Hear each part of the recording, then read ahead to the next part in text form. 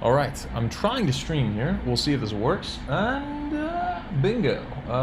Well, I think so. Doesn't look like it's showing up. But, there we go. Alright. What's up, you guys? So, as the title implies, we are making... So the gun, the space cannon, is now firing. And I'm trying to get these shells to fire. And so right now they're functional. I'm just trying to actually dress them up, which I probably shouldn't be. I should kill our guy, hopefully. Yeah. Pretty cool. Pretty happy about that. Right now I'm working on this scorch here. So I'm gonna do a few things to that. It's well, I called it the char sprite. I should be what's it called? Consistent. Transform it. So one thing you can do to make sprites look a little more like 3D is just to change the Y and squish them like this. 0.72. Oh yeah. Oh yeah. Okay. I'm gonna take this now and then move this just a teensy bit. Okay, just like that. Let's see what that looks like. Yeah, and it just like makes it look more skewed, and you know, the perspective is better. So I'm gonna do a few things here. So we're gonna say no viewers. Okay, that's cool. It's cool. I hate viewers. What we're gonna do here is so I'm gonna get that ready. Just want to say on ready var char. Ooh, interesting. Oh, because character sprite equals character char sprite. I even called it character sprite. So this is going to be, actually I should probably, this is going to be loads shell damage.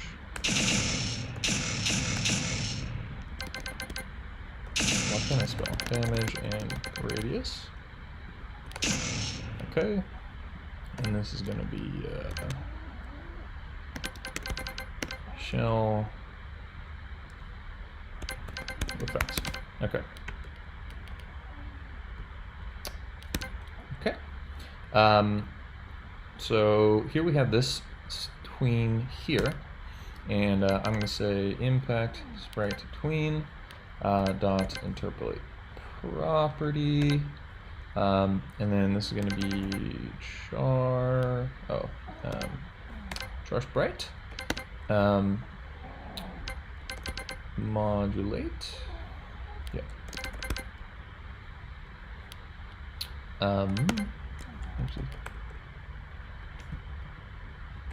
And we're gonna take it from color.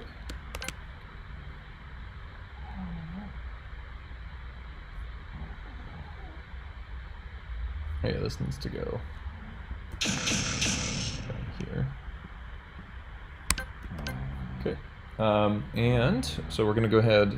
So basically, we're gonna. I want it to not just appear, but really quickly fade in, which is like a very minute thing, but it.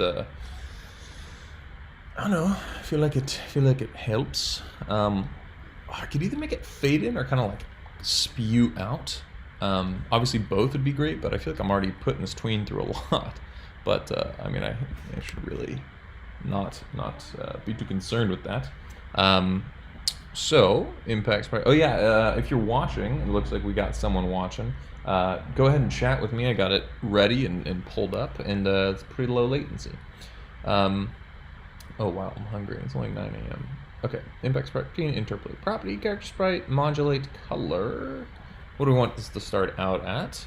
I think I'll try the modulate first, just coming in, and then we'll see if I want to like make it expand. I think the expand is going to be a little more cheap of a property. So color 1110. We're going to start from 0, and we're going to change it to color. Oopsies. That's what I get for trying to be fancy. Okay. Duration. I think make this like 0.15 seconds. I think that sounds good. And then we'll do tween. I think I just want a linear tween, actually. Could do sine, but there we go. Yeah, let's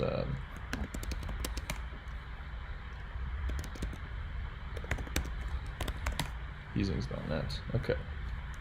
This is a really handy resource, whether you're doing game dev or any kind of stuff like that. The easing charts, right? It's a really nice cheat sheet and shows you. So this is basically going to be like how it looks like when it fades in. It's going to be along one of these curves. So I think I'm just going to be doing this one. Or no, this one, the ease in sign. Of course, it's going to be happening much quicker than that. I think this is like a 1 second one. But yeah, you know, it's cool. I usually use bounce when I'm trying to make things like kind of flash a little bit or flare out, which is a cool little effect. So I think sign's good. Yeah, I mean it's so fast. It's probably not going to make a huge difference, to be honest. And then ease in, por supuesto.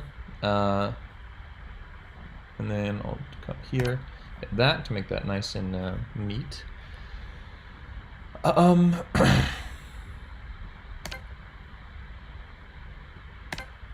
Okay, and that's just a little separation. Keep that stuff organized. Okay, so here's the particles, camera shake.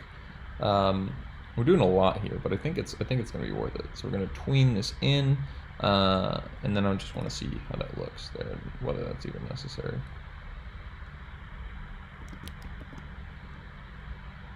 I guess I don't have to keep restarting it because it's gonna keep firing it, but.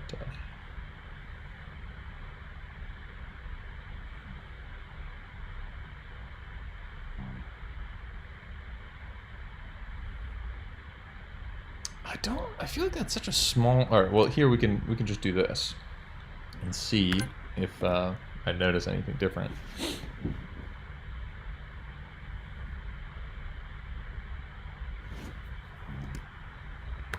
Let me know if you guys can tell, because that's more important. But I usually have a pretty good eye.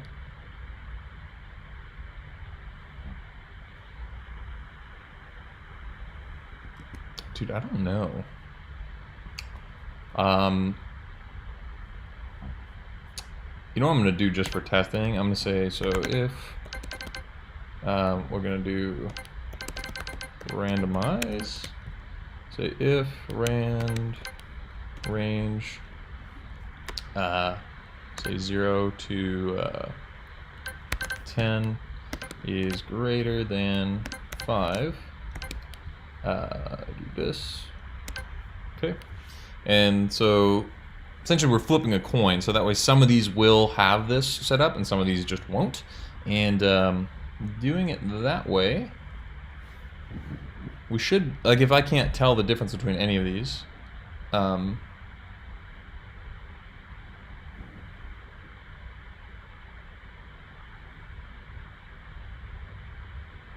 I don't think I can, man. I mean, like, you know, I don't know, but like it doesn't look like.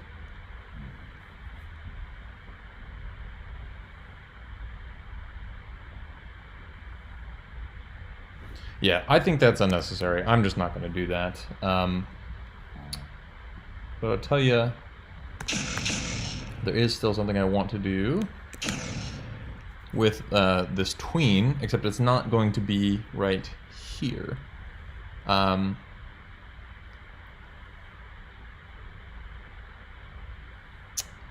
Yeah. Okay. So I'm going to go ahead and use the tween to on tween all completed. Okay, right here. And then I'm going to need to make a flag variable. So we're going to say variable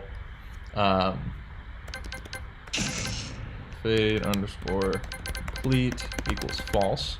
And then we're going to say if not fade underscore complete, then do this, and then we're going to say else queue free. Okay, this is great because it also makes it so that we're not nearly as dependent on this death timer. Let's see. We're still relatively dependent on it. So Right now, essentially what happens is just after a certain amount of time, this thing gets deleted. But I want it to delete itself once this fade has been completed. The fade of the shadow, right? So I think what I actually want to do is start the fade at that point. So what I'm going to do here is just do a little copy and paste action. I'm going to delete this. Okay. Hey, how you doing? Narayan. Tell me if I'm pronouncing, is it Narayan or Narayan? Sorry, I hate butchering people's names, but I am well. I'm well, to answer your question. I'm a little stressed that I'm behind on this, but you know, show you what this looks like. Let's see if this doesn't. Yeah, it should work, but it won't delete itself.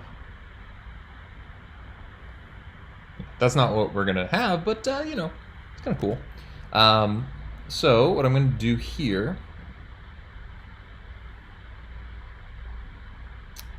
Yeah. Okay. So here we're gonna say fade complete equals true. So essentially this will only happen once, and then the next time it happens we're gonna delete it. Then I need to change this pretty substantially. I think I'm gonna make this fade out over 3 seconds. And we actually want it to go the other way now. We want this to go from 1 to 0 because we want it to fade out. And I think the sign is still pretty good. I don't have Safari open. But ease and go on that. Yeah, I can do ease and out.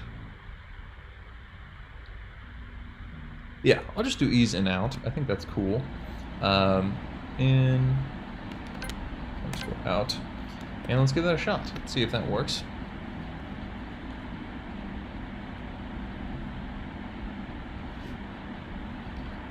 So I think all I got to do here is just say modulate, and then that should fix that issue.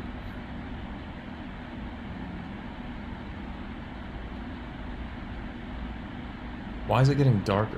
I don't understand that. Modulate. I mean, I do understand, but I don't understand why that's happening. So essentially, if you see right here, when it hits the ground, it's a certain opacity, and then it becomes darker before it fades out, which is not really what I want. So if we go to character sprite here, oh yes, this is now invisible, which was a problem. And we go to inspector, modulates, we can see that I have the opacity set at 0.8. Yep. So if I go in here, I should just be able to go. I mean, I shouldn't have to do this, but 0.8, because that's what I want, and we want it to fade down to 1110 in 3 seconds. It shouldn't be getting darker, but probably will. Oh no, that works perfectly. Okay. Nice. So that's good. Now what I want to do is make it a little more random, because it's just too perfect. Like every single time you're getting that. And something really easy you can do is just to, we're going to use basically that randomized thing I had there.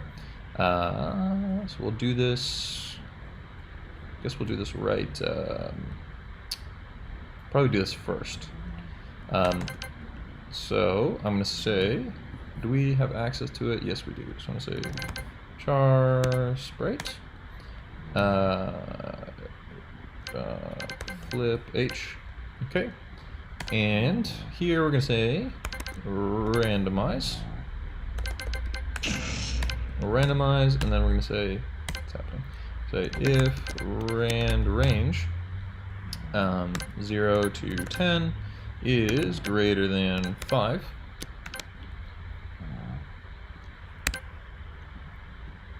then flip page. So then approximately 50% of the time it'll be flipped the other direction. And then we can also do one for like flipping upwards, except I want to make sure real quick, let's make that invisible for a second. If I flip, where's it? There we go. If I flip vertically, it doesn't look good. It doesn't look good vertically. It doesn't really look good flipped horizontally either, to be honest.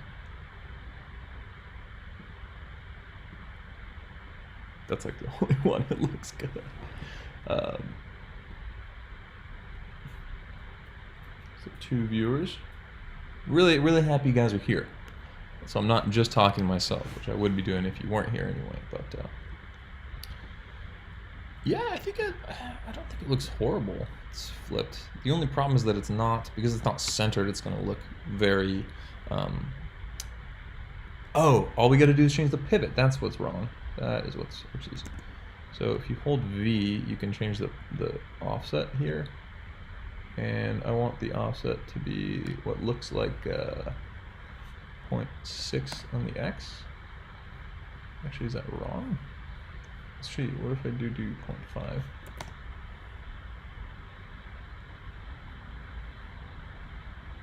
And then this should try 3, and then put this back to 0. Okay, now, that's looking a lot better. Oh, it's still, that flip is still not looking too pretty. But that looks better. This is, it's a little wonky. I don't know, man, that's because it really looks like, so yeah, I guess we just won't do that. It's not a super important thing. But, yeah. So I'm just gonna have it do that then. So randomize if rand range, this, then flip that sprite, and now you should be able to see this in all its glory. Those are both the same way. Why are these all the same way? I would really like one to be flipped.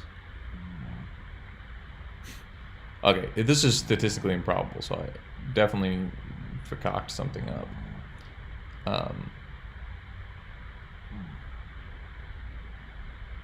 It's also on top of the enemies, which is a problem.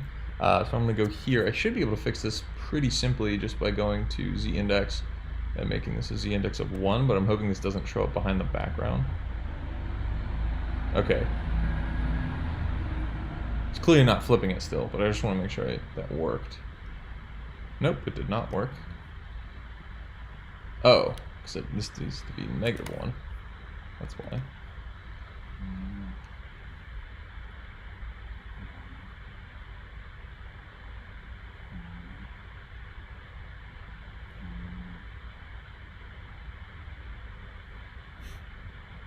Nice. Okay, so they're walking on top of the char now. That's good. But that's really weird because I've done something like this consistently. Never really had an issue with it not working. What are we getting in the debugger here? Ah, integer, division. I don't know why it's dividing, but maybe that's just part of how it does that. But yeah, so that, I'm gonna make these both floats, because rand range makes you use floats, and if I use rand int for some reason, it doesn't tend to work. But I think that should work now. Nope. Come on. Why? Still getting those errors, huh? Alright, what is it referencing to? Oh, right there, center Y. Very interesting. So I'll just do that. That should fix that. Function connect, blah blah blah. Okay, select icon, position.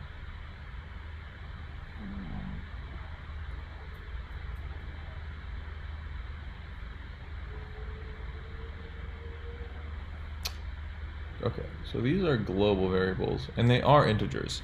So I don't really know why, like I'm not dividing an integer by a float, so I don't know why it's getting mad at me right here.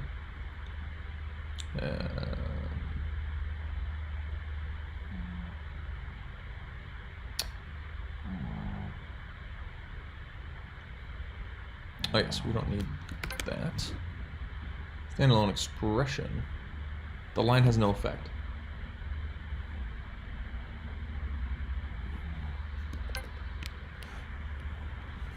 Is that a line?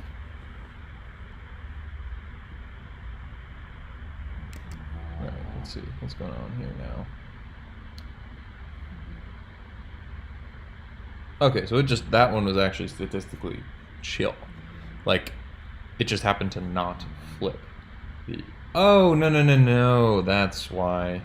Because this is a property. Or we could do set flip H. True. Yes. Okay. Alright. That was why that was happening. I'm a fool. I'm a fool. Haha, you were fooled. Come on.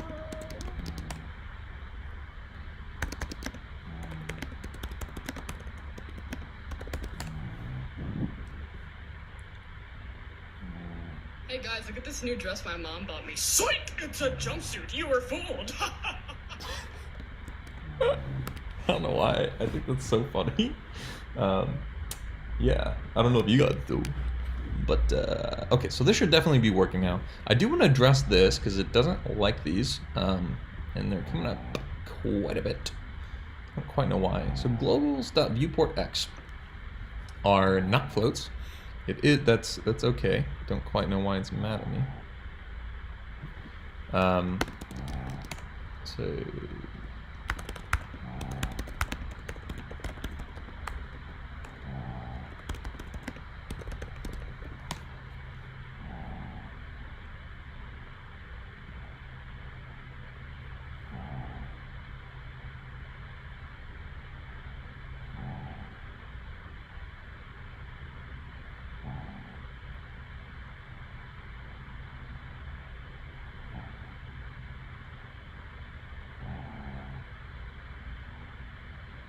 oh, you just need one of the numbers of your floating point number. Okay. So in that case, what I'm going to do... Oh god, now I don't even know where I did that. First one. Oh, I did that right there. Yeah, because I'm going to go into globals. Where is that? Globals. So this is a singleton that all my things can access. And I'm just going to change these guys to floats. And that should solve... Uh-oh. There we go. And that should solve all of my issues. Oh, there we go. That flipped. So that's cool. I don't think it looks as good flipped, but, you know, it's good to give a little bit of variability, I think. So you're not just doing the same thing every time. Nice. Just kill them. Oh, and then I also have this invisible, which I think adds quite a bit to this effect.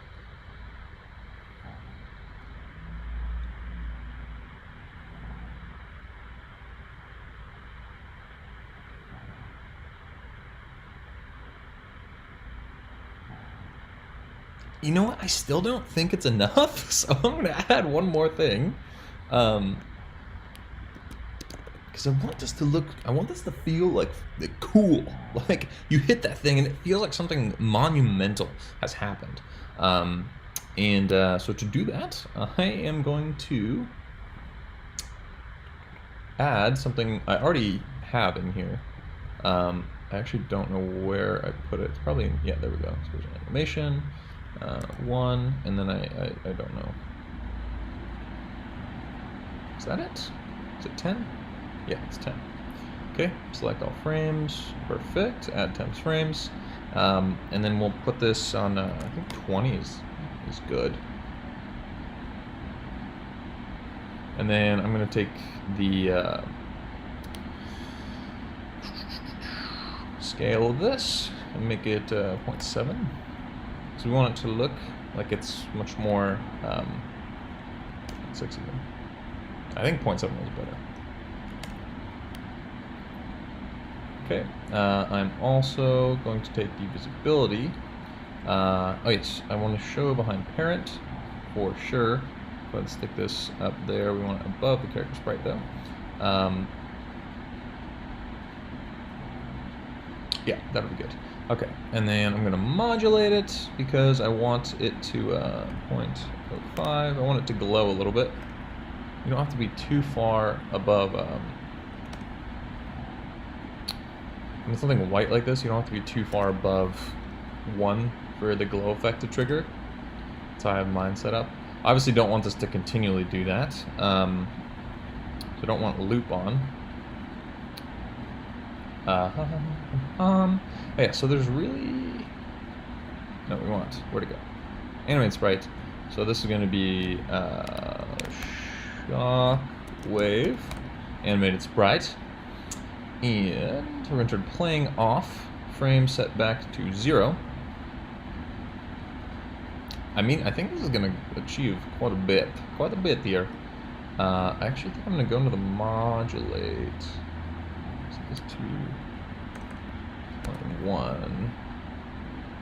Now if we add the glow in here. Okay, yeah, that's not horrendous. That's not too much. And then here, all we have to do.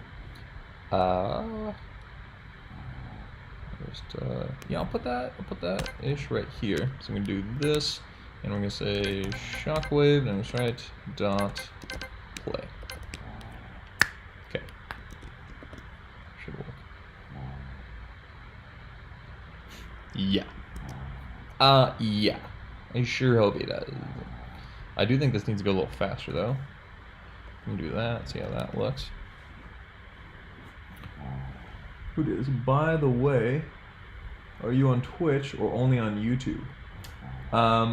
Noah. Sorry, I just saw that. I don't know if you're still here. But I was doing Twitch, and then I recently switched over to YouTube because, well, I don't really care about growing my Twitch. I was just doing Twitch because I didn't even think about YouTube as a streaming platform. And I kind of like it better just because... Well, I streamed on Twitch for a while, and not a single. I never had more than 1 viewer at a time. No one ever chatted with me. And every time I stream on YouTube, I have people watching and talking with me, which is cool. Which is kind of why I wanted to stream in the first place. And also, people might find my channel that way, which is really the only reason I had a Twitch too, was to promote what I'm doing on my channel and stuff. So I think that's pretty cool.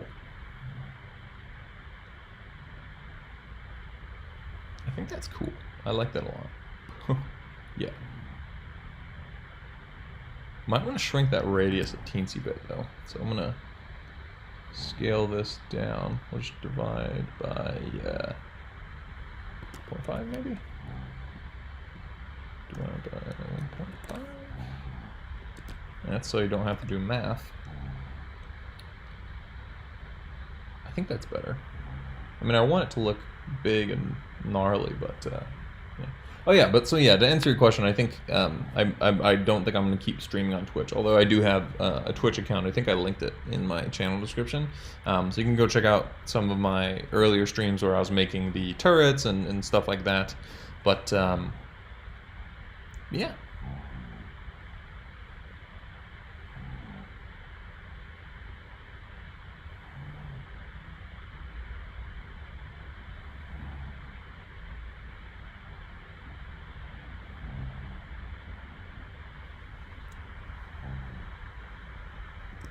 I think that's pretty cool.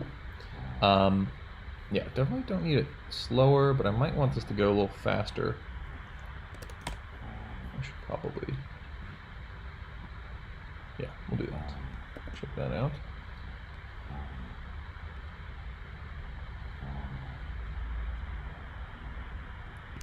I think that's a little too fast now, which is usually how it goes.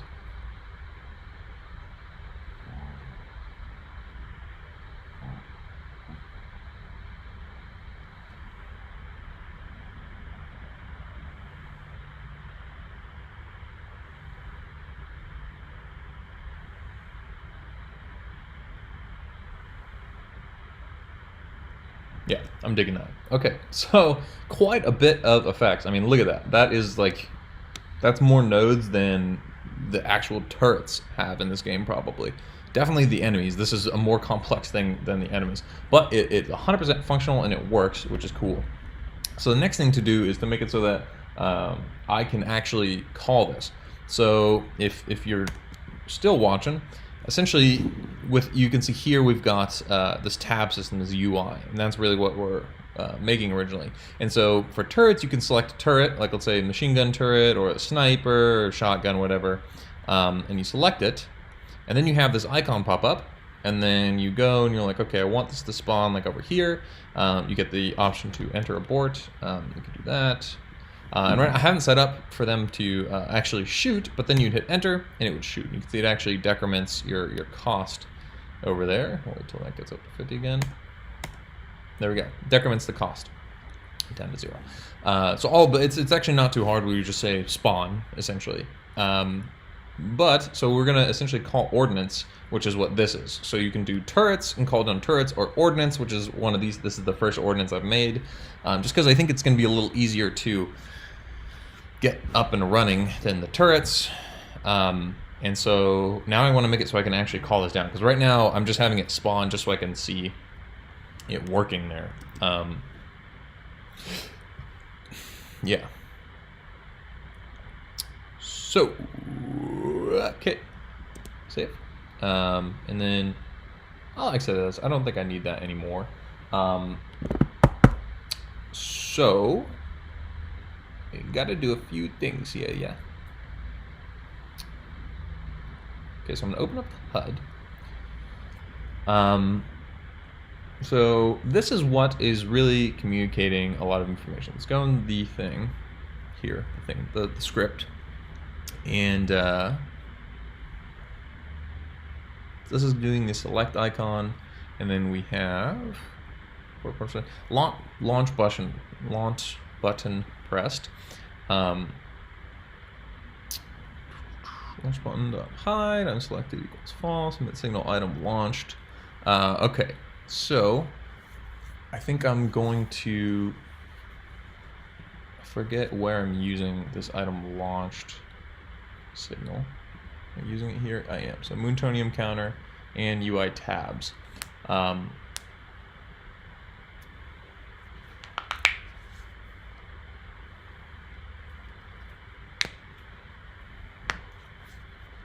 And then I think I'm using it on the, let's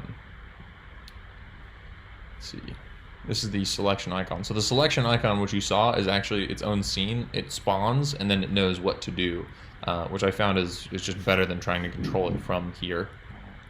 So yeah, that's a cool little thing.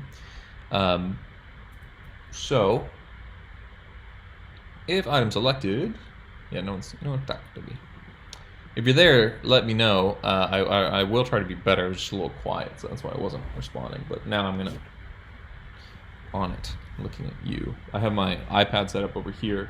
Oof, my dog just kicked me in the balls. This is my dog Joni, by the way.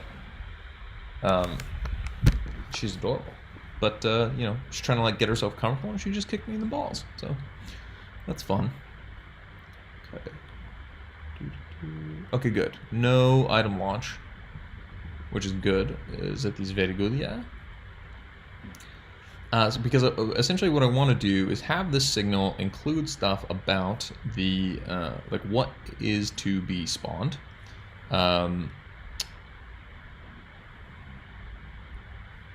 Or should I just make the signal launch item?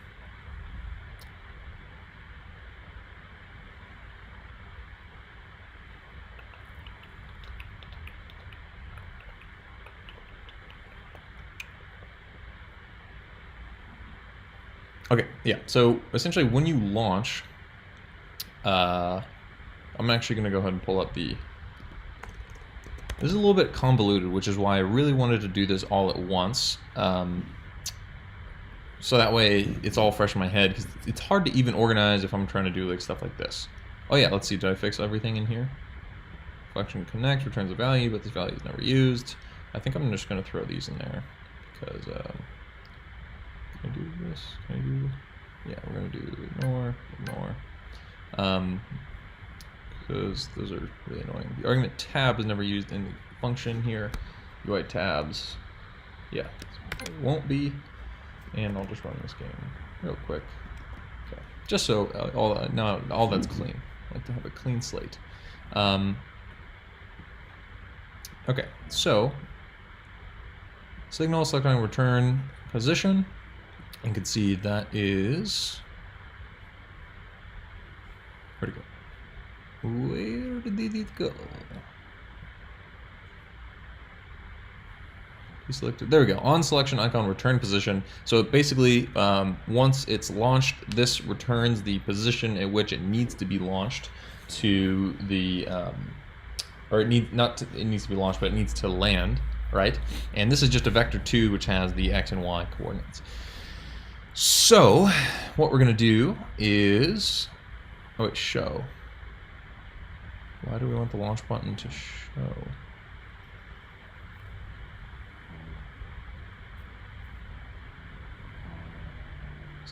Return position.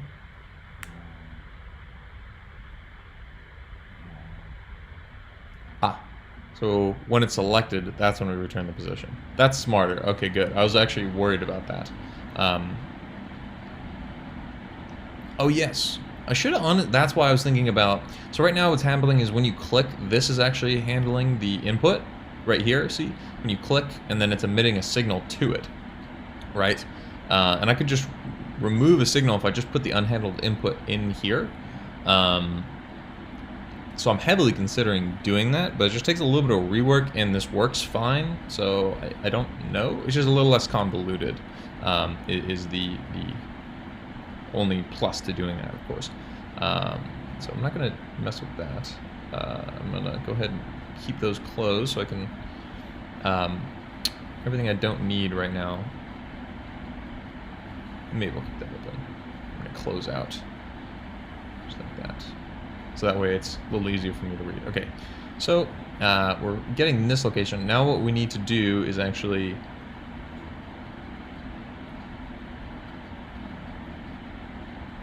okay, so we have selected position. So on item launched here, what I would like to do, where is it? Item launched, we have cost, and then I'm going to go ahead and feed this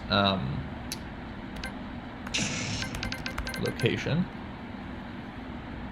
We'll call this, actually, we'll call this target underscore position. And now it should start throwing me some errors here. So item launched. And this is going to be selected position. I'm actually going to call this, just so it's, because I'm getting a little convoluted here. I don't think that should mess with anything. Now, when I run the game, I should have some issues here. Let's see. Oh, but I haven't launched. That's why. So I gotta wait for that to happen. Except that's taken quite a while, yo. It's good to know that this is working very well. And as you can see, if I try to go off screen here, it won't let me. If I take this off screen, it doesn't follow me, and it won't go above there. So that's, yeah, that's all nice. Okay, see if I got any errors. Yep, got some errors here. These are probably going to say, there we go. Okay, so we just need to go HUD item launched, and then we're going to say, I forgot what the parameter was called. What did I call it? Selected position. So we're going to go here and do that. And that essentially just tells it to ignore that parameter because we're not going to use that. Is it UI tabs? Is the other one that has it? Tab change, item selected, item launched. There we go. So we're ignoring both those parameters. It's just nice, like, to use the same signal for those. And now,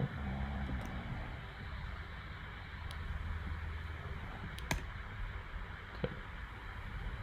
But it's, again, I have to wait, which I don't really want to do.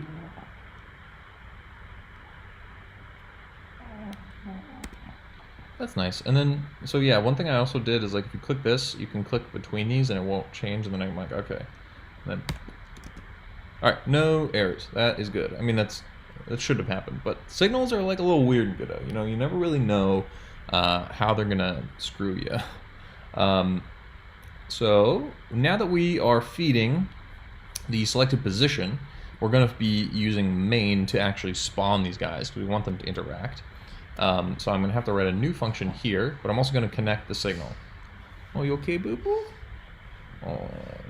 Yeah, pugs have a lot of breathing problems. Sorry, just tangent, but yeah, it's just kind of scary, man. Like she just starts like hacking stuff up, and like I've never had a dog that I loved this much.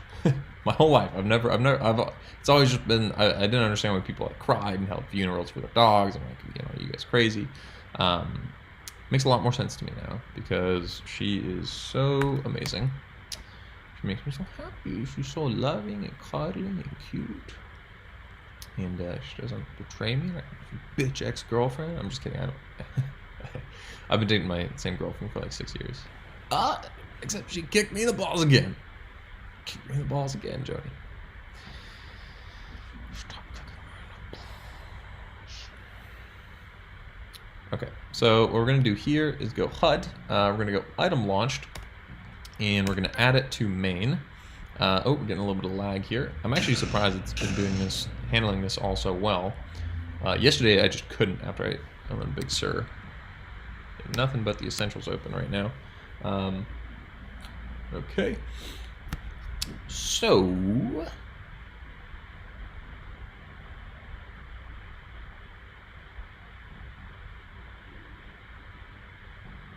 yes. I just realized we need more than just the position because we need to know what the item itself actually is. So I'm gonna disconnect that signal. This is it. Yeah, that's it. Okay.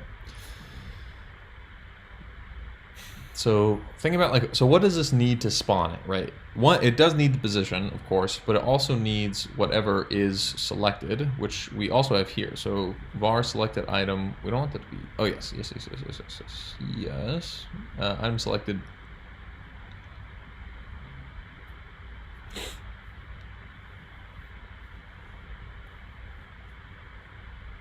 Oh, and we need the mode. Okay.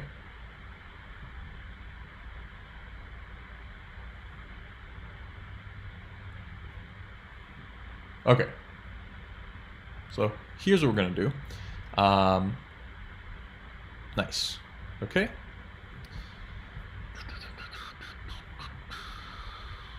Okay, so this is actually gonna be notably more complex. So select a position. We're also gonna pass mode, and we're also gonna pass item. And then here, I tooted. We're gonna go selected item cost, selected position, mode, and selected item.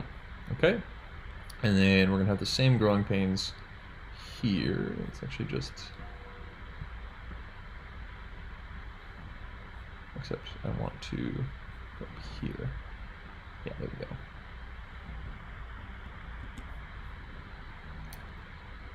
Okay, and we're gonna go here. And I'll do that. So again, for these guys, we're not going to be needing those. We're only going to be needing this for this one. Okay. And then what's going to happen is now I should be able to go to main and set this guy up. So we're going to go item launched, set that back up in main. So HUD item launched, we're feeding it the cost, the select position, the mode, and the item. HUD actually does not need the cost, so we can get rid of that. We only need the selected position, mode, and item. What we're gonna do here is go match mode, and then I need to actually, I think I did that. Yeah.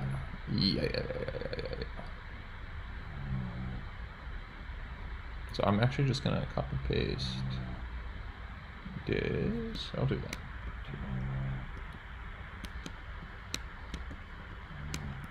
Can't see. And yoink. There we go. Okay. Match mode. So 2 is build mode, and this is going to be ordnance. ordinance, but ordinance. Jesus. Ordinance mode. Yeah, so I said this on one of my other streams, but ordnance is like local law, or ordnance is artillery, which are, you know, it could be the same, depending on who's in Congress. Expected block in, oh, let's hit pass here. So now we're going to define what happens. So we're past the mode, and you can see this is interpreted here. We're given the item and the selected position. So I'm going to set up build mode, ordnance mode, because it's going to be the easiest. Because we just go ahead and spawn the item. So, oh, shit, I scared the shit out of my dog. So what we want to do is pull up basically the information to do that. So I'm going to have to eventually do this for all of these guys. So I'm going to do type ordnance. We're going to go scene. And then I'm going to do this. So we're going to go shell. So here's the shell scene. Okay. And so right now this is loaded into memory, but I don't know. I don't think it's enough where I really need to make a JSON. I'm going to ask some more experienced people about me. More experienced people than me about this, because I don't really understand like why you would use a JSON for something like this. Like if I did, I would have the JSON and then load this entire thing into memory at the start, because I'm going to need to call from it every time. So I just don't understand if it's worth it to use a JSON. I'm not going to have much. I mean, I guess I will. I'll have like this much times 3, and that's going to be it for the whole game. So I don't know if that's even worth it to make a JSON. This is right now a singleton file that has information on, you know, like turret, rocket launcher, and has all the type, everything needed to spawn it, right? And so same deal here with the shell. Type ordnance, and then this is the scene for the ordnance, because actually, yeah, I don't think I'll need to do that here, because here we're going to be using the same scene. But yeah, here we do need the scene, and then what we'll, yeah, okay. And then what we'll do for the other one is we'll have like a dedicated scene that is the spawner scene. But for main, it's a little different because, I mean, sorry, not main, but for ordnance it's a little different because we're spawning the ordnance itself. Whereas when in, sorry, I know this is getting a little confusing, but in build mode, essentially it's going to be like ODST drop pods. And then no matter what turret you're building, you're going to have the same ODST drop pod. It's just going to be the same scene, but then the ODST drop pod is going to handle spawning the turret. So essentially what this will do is we'll just have the scene drop pod, and then we'll feed it what turret to spawn, and then by the time it lands, it'll then explode and then cause that turret, and then it will handle spawning that turret. Whereas with this in the ordnance mode, we actually need to spawn the ordnance itself. So I'm going to go to items.items, and so that's just accessing that dictionary. And we're going to say get item. Okay, and that's going to be feeding from that. Items that get item, and then from that item we just need the scene dot get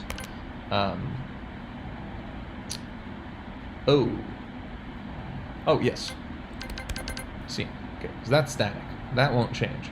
This is the only dynamic part here. Everything else is static. We're pulling from this constant list and checking for this constant term that should be part of every ordnance list, and then we're just changing which item to pull that from. Yeah, so that works.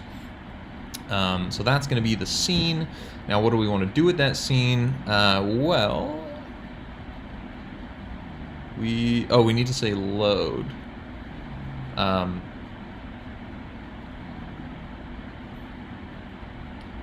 Yeah, so we're going to say var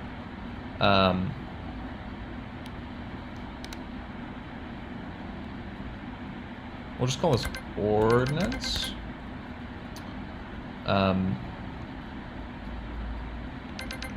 Equals dot, no, not dot load, equals load, like that. And then we're going to make a new variable, new underscore ordnance. equals ordinance dot oopsies.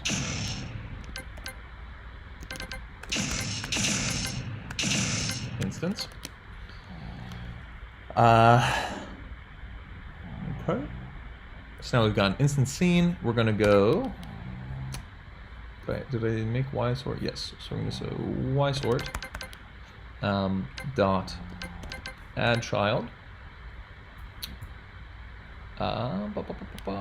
new ordinance, and we are going to say new ordinance dot global underscore pos. Why is it not filling these in for me? New ordinance dot global position equals, and now is when we need to kind of figure out this. So the selected position is not where we want to spawn it, right? We want to spawn it above the selected position. So we're going to make this a vector2. And then we want to add the selected position dot x. And then y is going to be globals dot viewport y. But we want it to be taller than that, so we'll say like plus I don't know, we'll say like 20. We'll try 20, see what that looks like. Okay. I'm sure I'm forgetting something, but I think, oh, I'm forgetting the ability to actually select what we want to spawn. So I got to do that, which is actually not that simple to do. So I kind of wish I did that first, because if this doesn't work, I'm gonna like not really know exactly where I went wrong. So here's the tabs. This is where you can actually go through and select things. So for instance, if I go here and we go to 2, that's where you can select the turrets. 1 is where you'll be able to select the ordnance. I'm going to go ahead and make a copy of one of these and then bring it into, I don't know which one I grabbed there. Okay, so that's machine gun, and then this should be machine gun, sniper, shotgun, rocket launcher. Okay. And then, so I'm going to go ahead and, what was this one's position? I'm going to steal that. 191, 10. I want this one. Okay,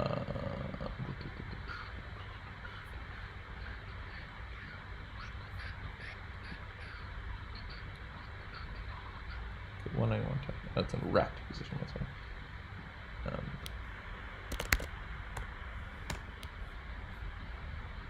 Okay, I think that looks pretty good.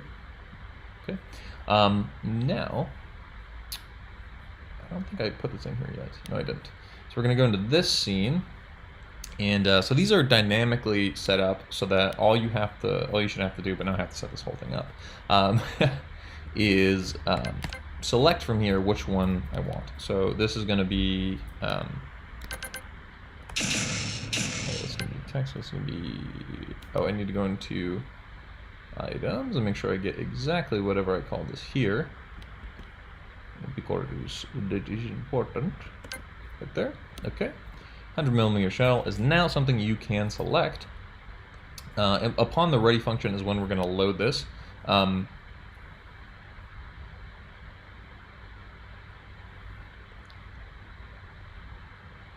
Yeah, so I'll just do, I can keep that as a if-elif. I should probably make that a match, but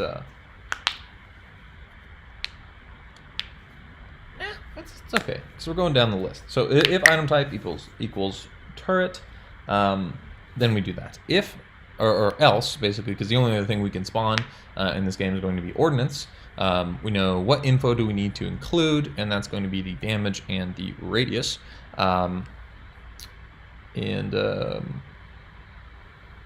Yeah. Item for item type equals raw item info dot get type, which we need info to include. Get item. Okay, item name equals item. Item cost equals wrong. So we got okay, cost. I don't know if I put a cost on there. I did not, which is rather important. So I'm gonna go cost. I'll make the cost 20. That it's, you know, something we could obviously change at a later date, but it's rather important to have. Okay.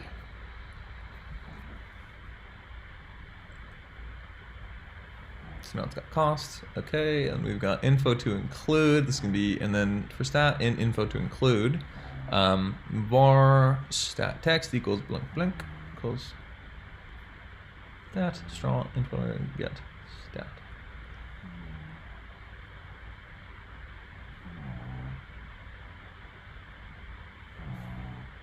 Oh, for stat in info to include. Oh, okay. So that's perfect. Item info plus equals stat text, and then we write that info. So yeah, I think the only thing we need now is to get the image that it's going to display, which I actually don't know where that's happening.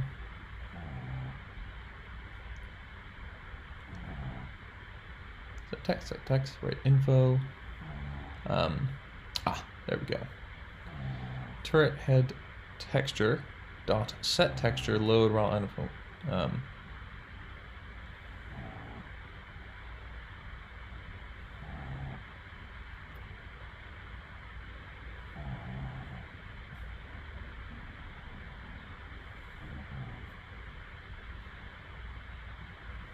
I'm gonna have to do a little rework here because I don't like that is like that. We can make this a little more dynamic here. So this is going to be display, and this is going to be, actually this needs to be display texture. And then here, this also needs to be display texture. I think that's going to be it. But now what we can do is actually just stick this right here. It doesn't actually particularly matter, but I'll do that because I think that looks a little better. And then, yeah, so sprite headshot. Now we need to add a sprite headshot to the items tab here because he does not have one. Type cost scene. I'm gonna go sprite. Let's do that actually. I feel like I always prefer to do that. And then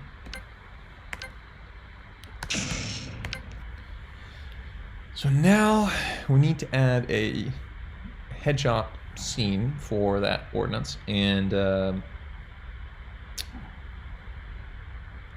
not scene. We just need to add this picture right here.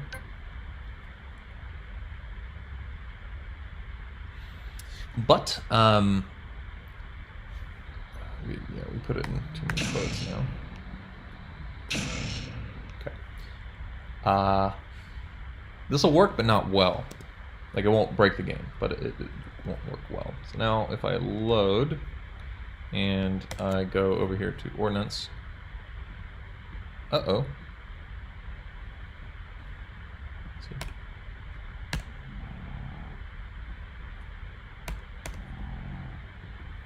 Okay, lots of problems, and no errors. Okay, that is super weird. Oh, you know why? Well, there's a few things I gotta fix, but one of them was because I never selected real shell here, so I would like to do that. But the other thing that was happening was that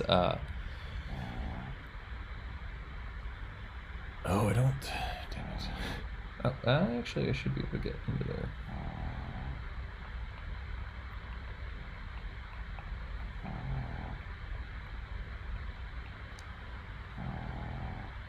There it is. That's why. Position selected. Oh, okay. We actually don't need to do that. Okay. Cool. Okay, so something in the HUD is happening. But I do want to check this out real quick. So now if we go to ordnance, that actually doesn't look awful. I mean, I don't like the way that looks there. Maybe I'll make that like a bullet shell, but eventually I'm going to make that. So 100mm shell. Should be able to select it, and you see damage 5, radius 30. Should be able to put that. But now the actual bit of clicking isn't working, but I'm not getting errors, which mean I just... Oh yes, because... that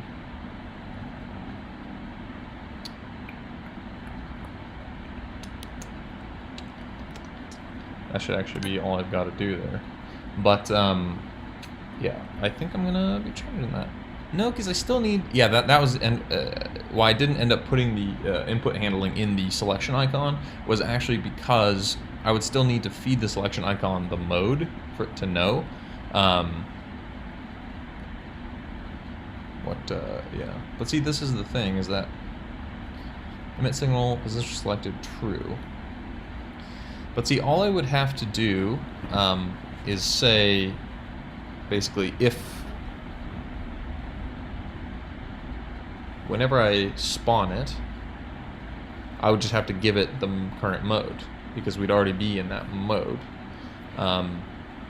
No, yeah, I'm just going to keep it this way. Because the reason is doing it this way is like if you change tabs while that thing exists, this using signals will make it much more fluid. So I'm just going to keep it this way. It works, and I think it's actually going to be much stronger to have it all, like all the input centralized. Okay. See if I can call this down here. 100mm shell, go like that. Oh no, I'm returning.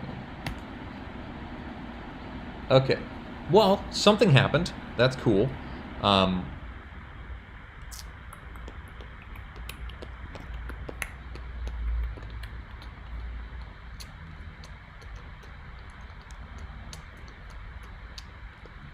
I know what happened.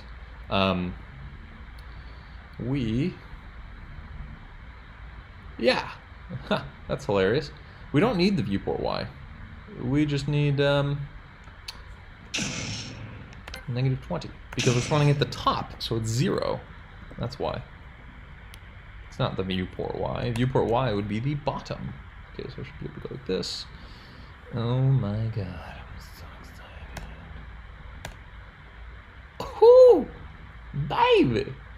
Oh, baby! Oh my god, that's so cool. I did it, man. I can call ordnance. I don't know. It's lagging because of OBS Studio, but oh god. But yeah, I mean, I can call in freaking strikes now. See, this is what was happening before. This was like anytime I opened any app, this is how my computer got once I updated to Big Sur. Okay, good. We're calming down. So that's working, but so now I want to do a few things in main, because we've got this. So this is test shell, and I want to get rid of that because we don't need that anymore. And then we can do that. Okay, so we should be able to clear that out quite nicely.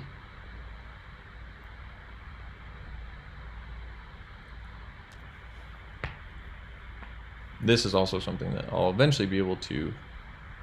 This is all actually stuff I'll eventually be able to delete. And I can delete this. Okay, and then here.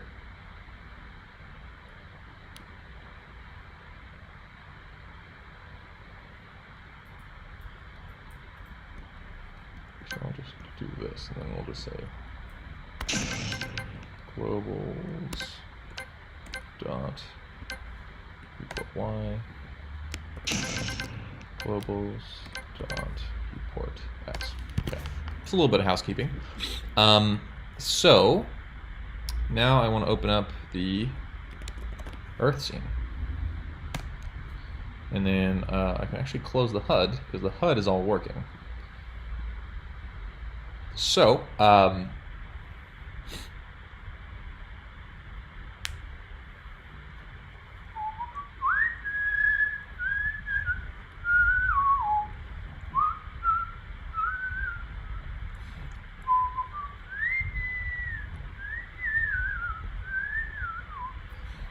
I think we're also going to need to open that. Just do that because that's organizing like that makes more sense to me. So Earth is in background canvas layer. I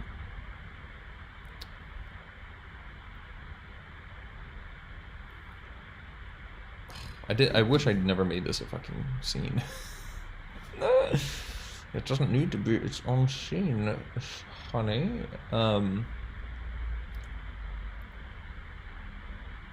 Because that's convoluting stuff. What I can do here is say editable children. I hope that's okay. But yes, so what we want is that essentially when we spawn new ordnance, we want to tell the gun to shoot. And in fact, I might even make it so that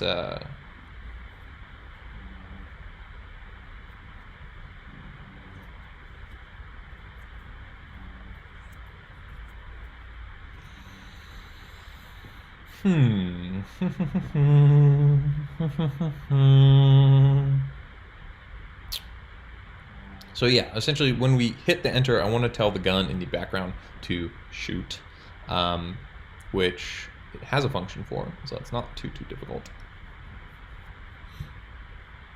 What we can actually do here, hilariously, is just do Earth, and then we should be able to do dot shoot. And then I should be able to go to Earth here, but this is not going to be exactly how I want it. I want there to be a delay between when it spawned and when it shoots. Honestly, kind of probably after a certain amount of time from this animation, and then this would just tell it. And then for this, I'm going to go ahead and disconnect that. Don't think we need that, and I really hope we don't. Because oh yeah, all that was doing was making it shoot, so that we could test the shooting. And so now we don't need that. And now what should happen when we go to ordnance and do this? Tell it to shoot here. Yeah, so it shoots when we hit enter, which is freaking awesome. But of course, I want a delay between when this actually spawns and then that shoots, because it's, you want it to actually take some time to travel from the gun to the position. And I guess I suppose there's a few ways to do that. One would be to just I was gonna say we could just spawn it really high up, and then but that would be very non-dynamic, very deterministic. The pods might drop at a different rate than the bullets, and the bullets might, so we don't want to do that. I might have different ordnance that falls down at different speeds. I don't know. So rather than do that, we need to go on main. So right now I see two options. One is I set a timer up on main. That's like the average duration of the shot, or it shouldn't be average because it's the shot is very consistent, right, in how long it takes to shoot. And I'll just say start timer. After this amount of time, then do all this stuff. Okay. Other option is when I tell Earth to shoot, after a certain Earth will emit a signal, and then we'll connect that signal to main, and then at that point we will spawn the ordnance. But the problem with that is then we have to start saving all of these variables. Well, no matter what, we actually have to start saving these variables, unless I figure out how to do a delay.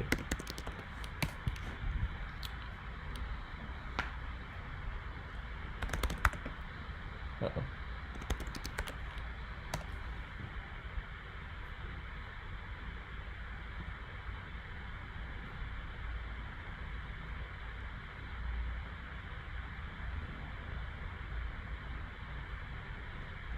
Make a variable called time left and decrement and fix possible delta. After it is less than 0, call the function you want. Another way to do use a timer node is timeout signal.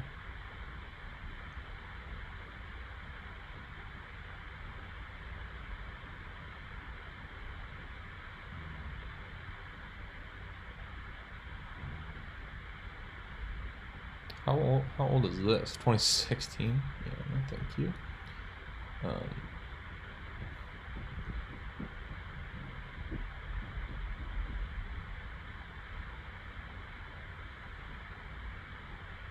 So to do 3 seconds. Yep, make a timer. I know there's a way to be like something yield, like delay. If I do that, let's just do basics.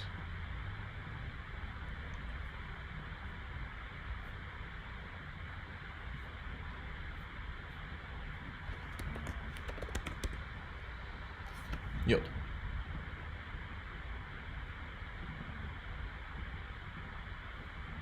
TScript offers support for coroutines. I was like, what the hell is a coroutine? Via the yield built-in function. Calling yield will immediately return from the current function with the frozen state of the same function as the return value.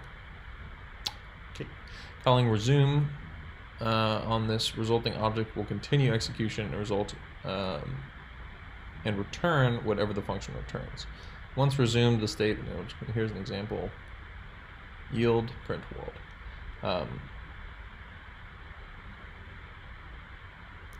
You need that other function to say resume.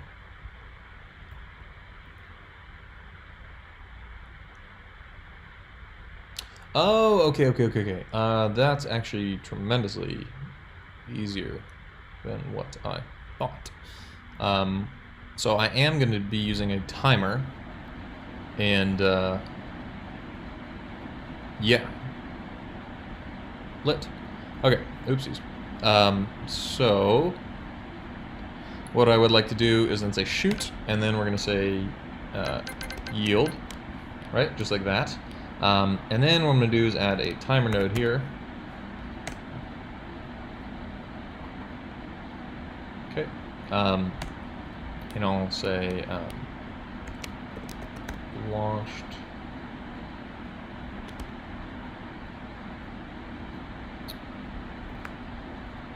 Yeah, I was like, that looks weird, but it didn't look weird enough that I was like, it's not right. Oh my god. Launch travel. We'll call it launch travel time. Okay. And we're going to go ahead and whatever the wait time is. So how long does it take for this animation to play? Which is nice. We got animated 10 FPS for 5 frames. So that's 10 frame. I think that's half a second, but so that's 10 frames per second. Or 1 second per 10 frames, and we have 5 frames. So it would be 5 over 10, which is 1/2. Yes, so 0.5 seconds. So we'll come into main here. I'm sorry, not main. Spawn timer. And we'll set, nope, not spawn timer. Launch travel timer. And we set this to 0.5 seconds. I'll go ahead and set this on idle time. We'll make this one shot, not auto start. And then we'll go to node timeout and add this. Okay. And then I should be able to say that on item launched dot resume.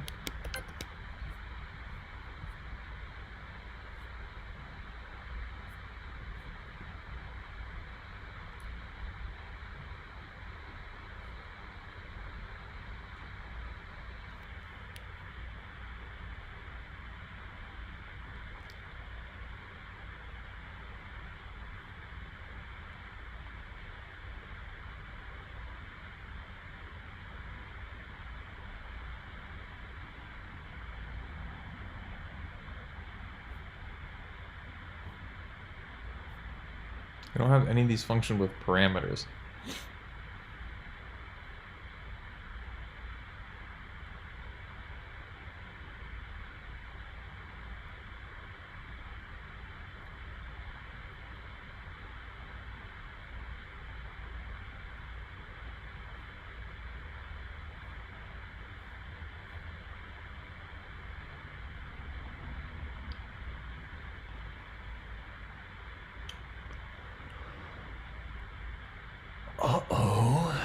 I guess I should just give it a shot, right? But I'm gonna say Godot yield function parameters.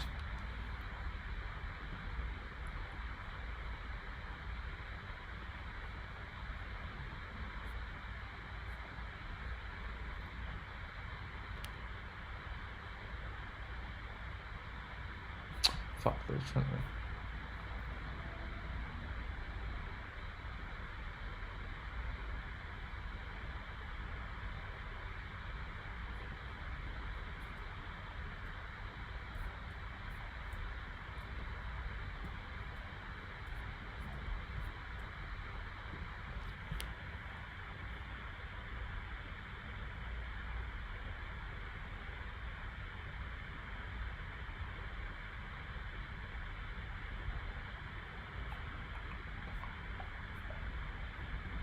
I'm just gonna make it.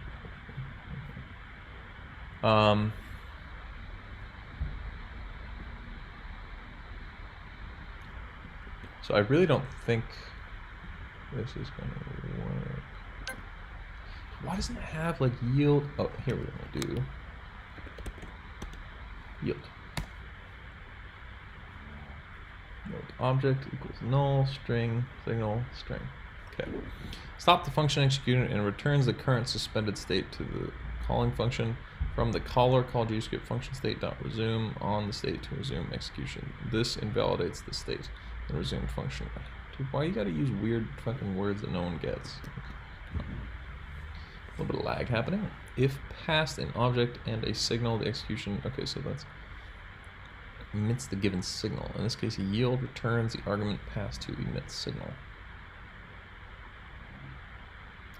Oh, I guess that's actually.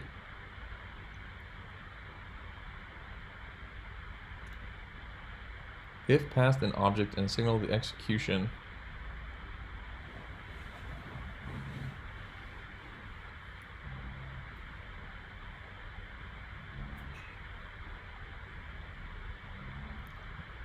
Oh. That's what we want. That's epic. We don't even have to make a freaking timer. I should have disconnected first, but so here I should just be able to do this. Yield get tree.create timer 1, and we're just gonna make this 2.5, right? Timeout. All right, let's make sure I'm not just getting a little too jumpy here.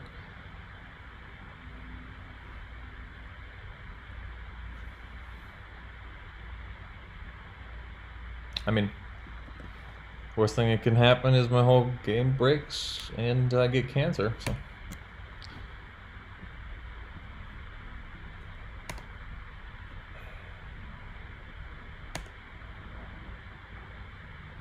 Did that just fucking work? No errors? First shot ever using a yield function? And it works, you guys. And it works. That is unreal. That unprecedented for me. Unprecedented.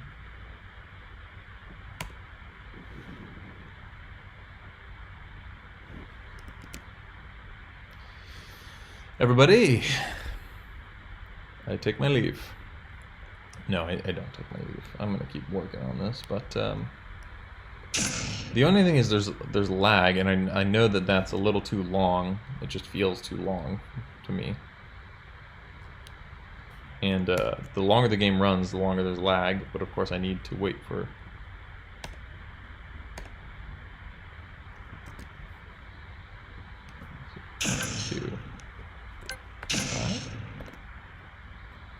Quarter of a second. I should make the cost less for right now for testing purposes, but I only need to get this once, so it's probably easier just not to.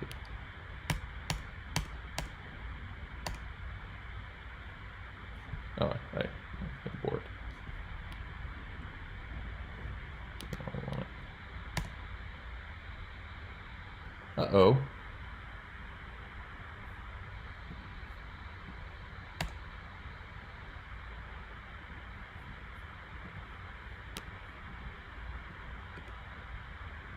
It's landing way lower than I wanted it to.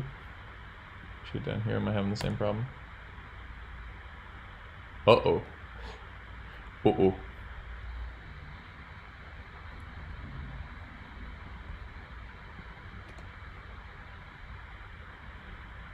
So that's not good.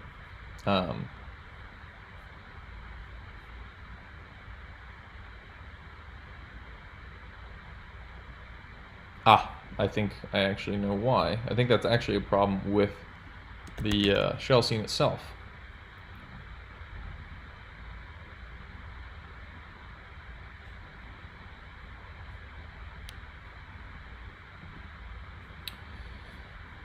Yes, so the target Y, that's why we're not feeding it a target Y. I can't believe I forgot about that. So it needs to know its target Y because that is when it tells itself you've reached your position. So in main here, what we need to do is after this yield function, I'm going to spread it out like that because that makes sense to me. Var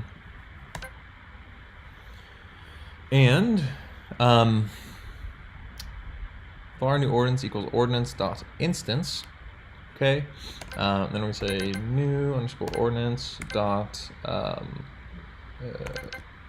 target underscore Y equals selected position dot Y. Yeah. So, yes, I believe that. So that should be accessing this scene, which in every single ordinance scene, we're going to have var target Y, and we're going to have this very same formula, except probably going to have a different velocity. I'm actually going to make this var downward underscore velocity equals 600. It's going to be downward velocity. Just because then it's, it's a little more, this is something I don't, it's never going to change, so I'm okay with leaving it as a constant. But, that too, it's nice. It's nice to know that. So yeah, let's see if it's working now.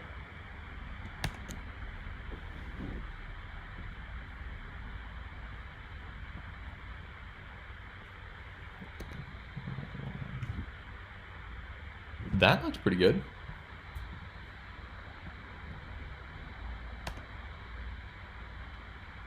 Pretty much right where I put it. It looks like it's not exactly.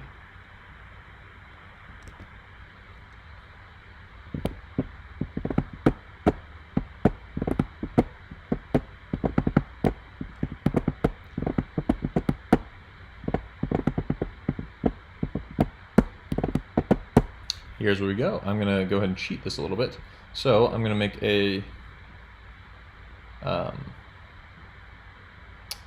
so this is going to be var target underscore position equals vector 2, and we'll say 0, 150. This is never actually going to, this is going to be target position dot Y. So maybe you can see where I'm going with this. If you can, good for you. But essentially, so we've got var target position equals this, right? Target position dot Y. So that's going to be cool. Now, what I can do here, for one thing, I'm coding. I've got a lot of things going on in my head at once. But here, rather than new ordinance target dot Y, we're saying new ordinance target position equals selected position. So we're giving it the whole position. It has access now to the whole position. Let's make sure that that is what it's called. You never know. New ordinance that target position equals selected position. So we're feeding it the whole position. And then here, what we're going to do, so not Earth, we're going to move a shell. Rather than say self.goal position, we're going to say target position equals target position. Now, there won't be any discrepancy, right? Because this is like when it's 10, and so that's nice for a visual effect. You can't tell if it's too far away or not. But when we want the actual explosion, we want the explosion to, or whatever is happening, to go ahead and spawn right where we told it to. and that should all work out now. Go here. Actually interested. So if I go like this and then I switch tabs, okay, now yeah, then I gotta do that. Uh-oh. Boom, bam, boom, bam, boom, boom, boom, bam, boom. It's just a 5. I'm worried about if I make this too small, it's gonna like zoom right past it. Let's go ahead and try that, shall we?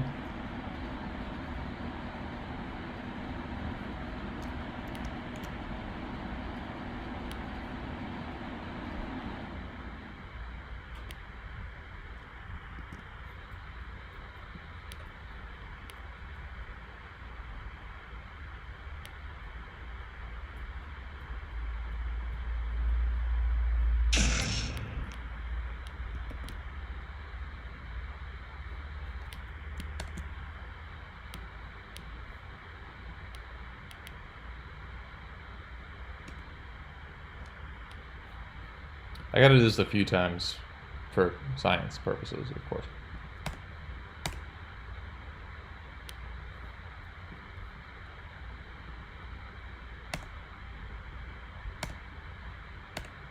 No, it didn't select.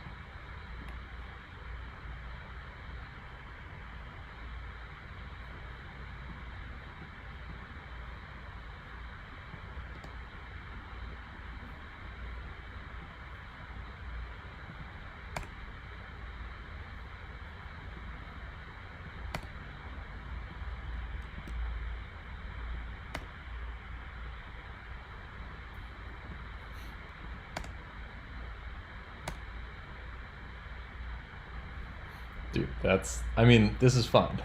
I'm enjoying it. Come on.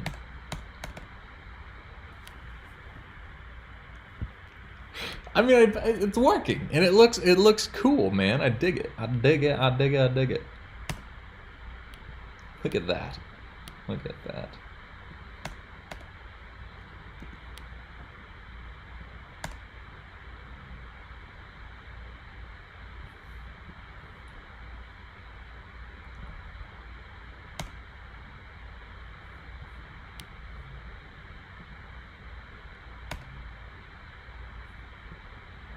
Yeah, so this one is the idea behind this one is that it's not going to have a massive radius. It's going to have a decent radius, and it's just going to be very high powered. So you can like take a lot of stuff out with this by shooting it. Then we're going to have a mortars, which is going to be like 3 smaller ones, right? And the total, it's going to be doing the same thing in terms of damage, but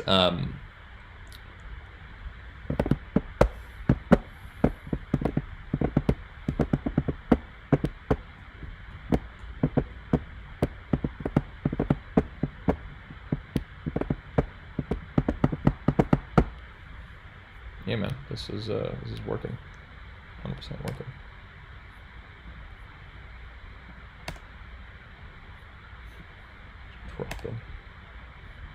Dropping shells, baby.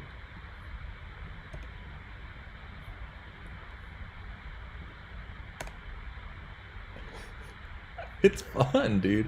That is fun to do.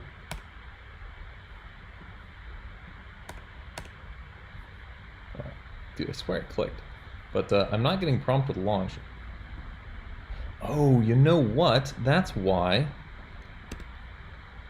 Because you can't click right here unless you hide the tabs.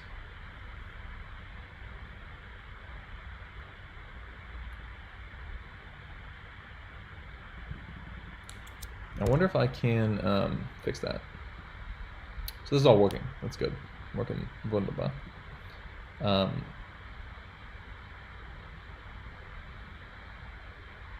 Actually, I want to check the wait time again. And actually look at the turret, although I know nobody's going to be looking at the turret. Yeah, that needs to be longer.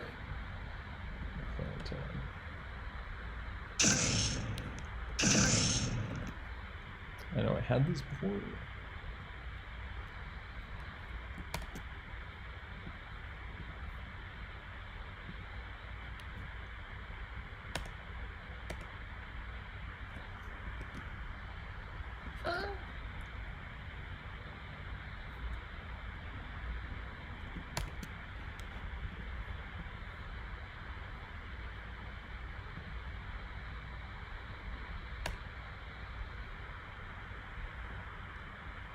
I think the issue is that the actual shell itself needs to move faster. Try that on for size.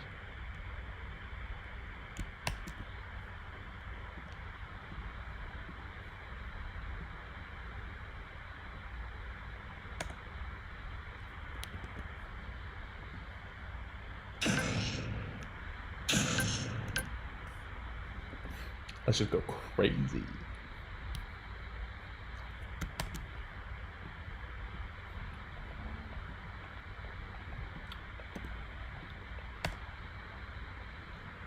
Yeah, that's a little too fast.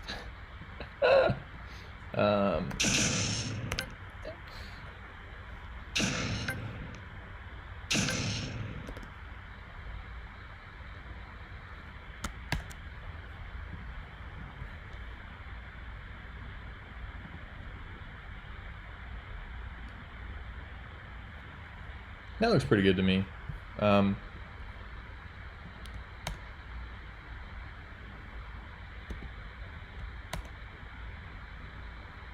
also, I like because it looks like a little more aggressive there.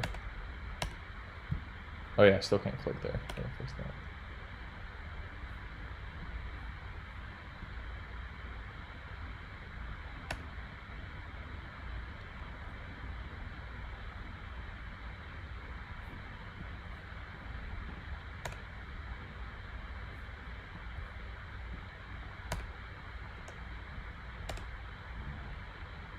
Okay.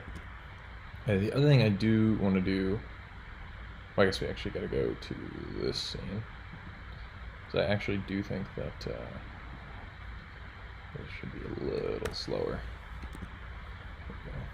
Now what I like to do is going to the HUD, because you can't, it's annoying that you can't click this. It makes sense that you don't want to click that, but so go to UI tabs, inspector, mouse. If I make this pass, I imagine it's not going to work for me, but just give it a shot here. Yeah. Okay. And what if I make it ignore? Now I feel like the tabs themselves are not going to work.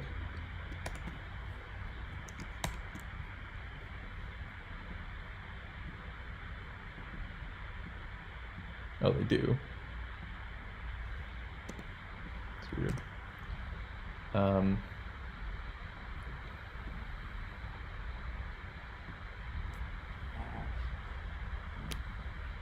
So I'd imagine I probably got to go into the scene.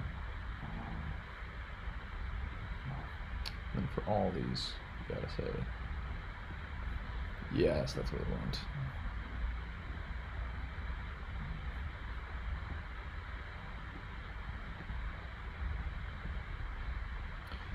Okay, I think this might actually work. Ignore, threads, ignore.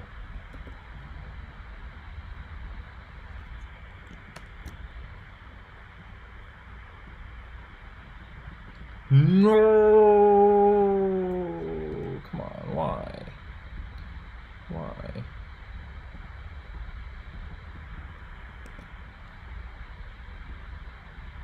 And then this itself has mouse. There we go. Let's do that. Save.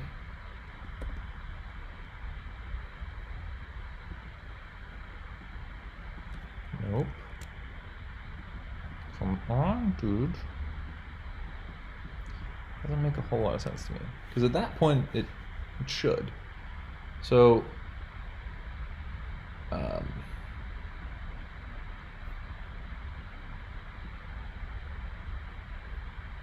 oh, maybe that was it.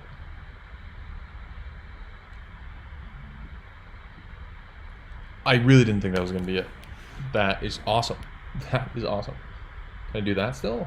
Okay, I'll do this. Yeah. Uh-oh, that's a problem.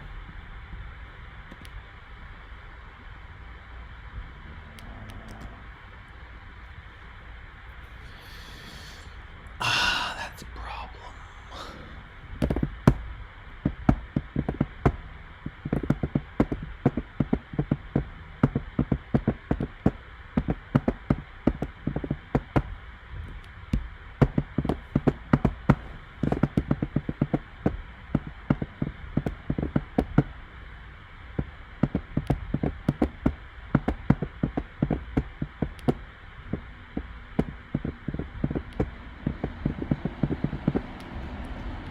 Alright, so let's just, I want to just understand the state of this right now. So if I go to ordinance, I can't even click these right now. That's a problem, obviously. And of course, if we say pass, it just doesn't work. Well, no, these work still, but then this doesn't work. Yeah, we can't do that. Okay. So that should probably be set on stop. So we stop, save, save.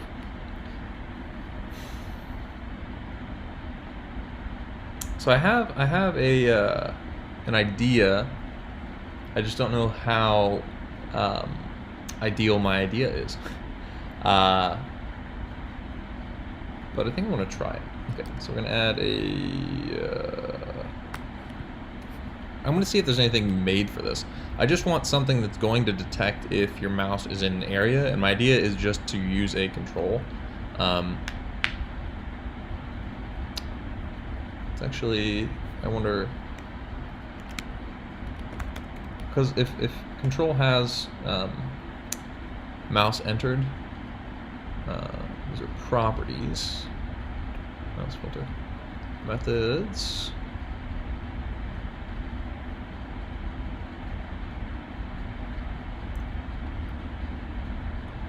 Mouse entered. Okay, yep, I'm literally just going to use a control. That's awesome. Okay, so here's what I'm going to do. So we're going to do control. Okay, and this is going to be tabs sensor. It's called our tab sensor control. And we're going to go put this right there. So we want it to be above. So what I am going to do now is put, yeah, we'll put it to stop by default. Then we're going to make our tab sensor, which I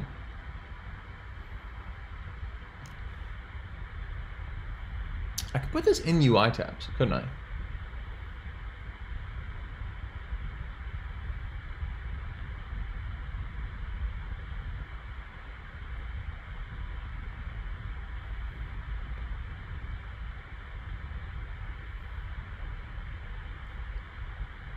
I think I could.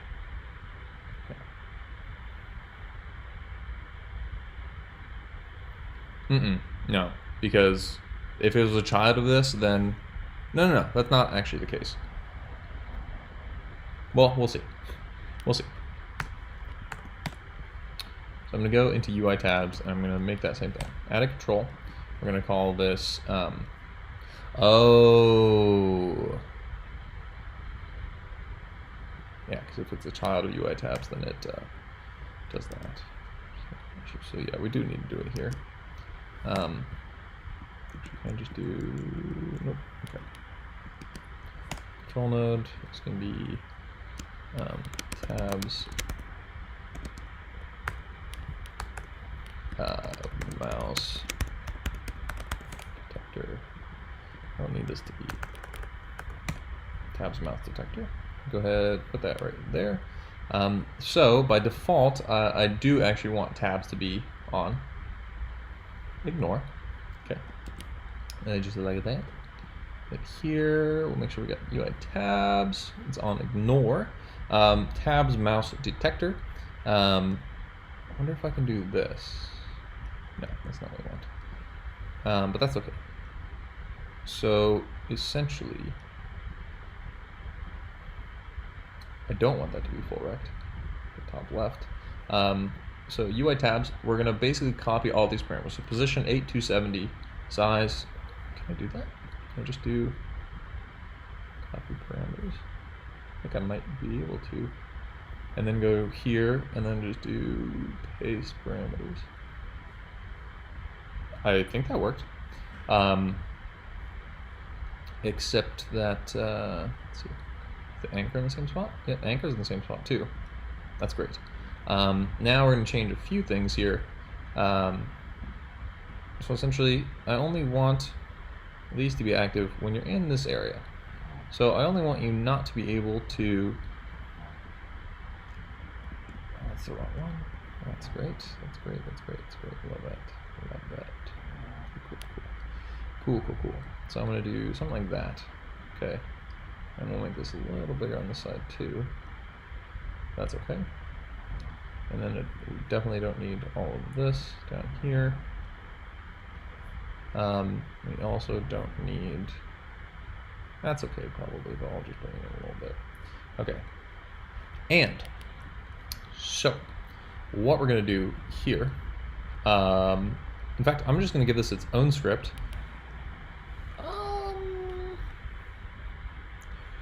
No.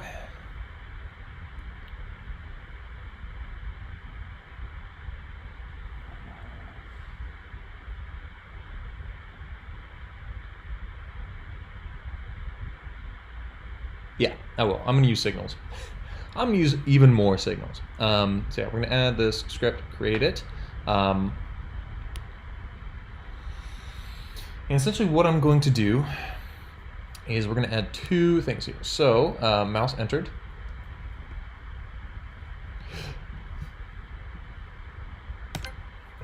And mouse exited. Okay, on tabs detector, mouse entered. On tabs mouse exited. Oh, we don't need it to have a script at all, actually. No, we do not.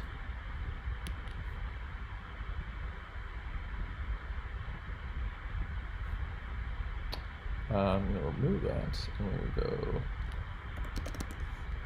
tabs mouse detector.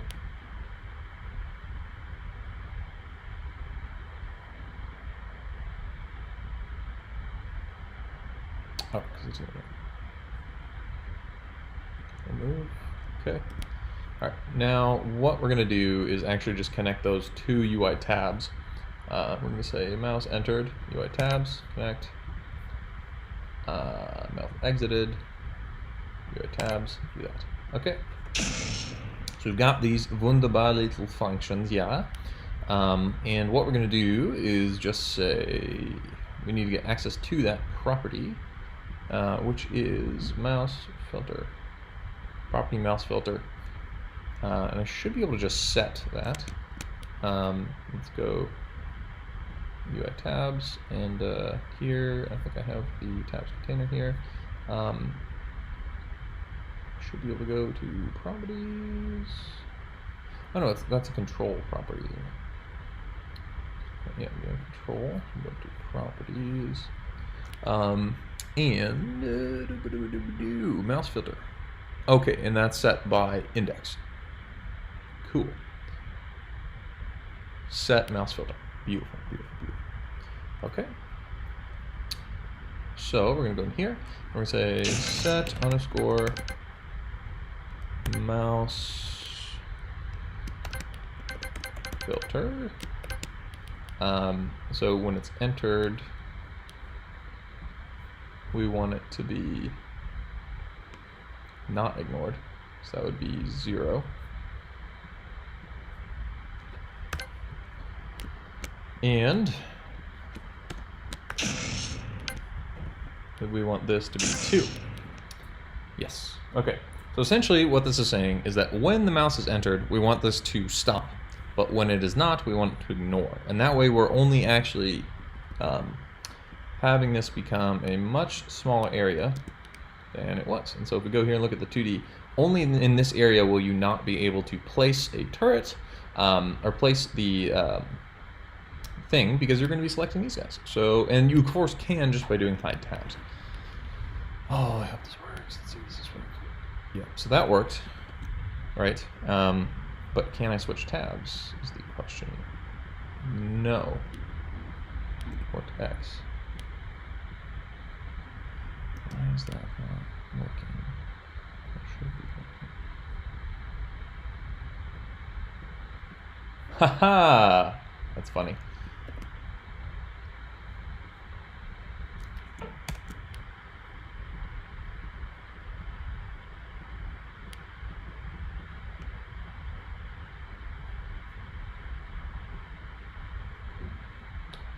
Ooh, looks good. Oh, what's up, Sanchez? Yeah, man. Here, check this out. I can rain some hell.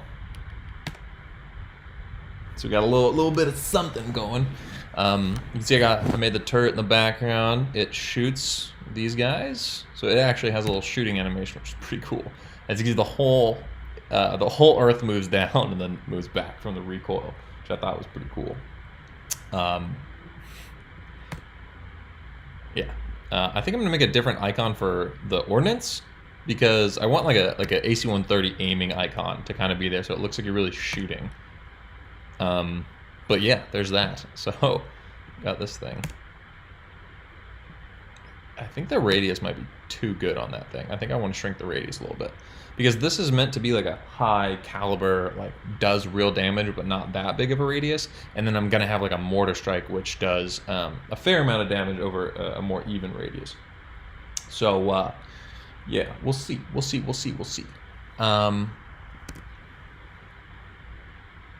Okay, so what I'm trying to do right now is that so if I go here and I'm like selecting something and I try to place it here, it works right now, but that's only because I've done some weird stuff.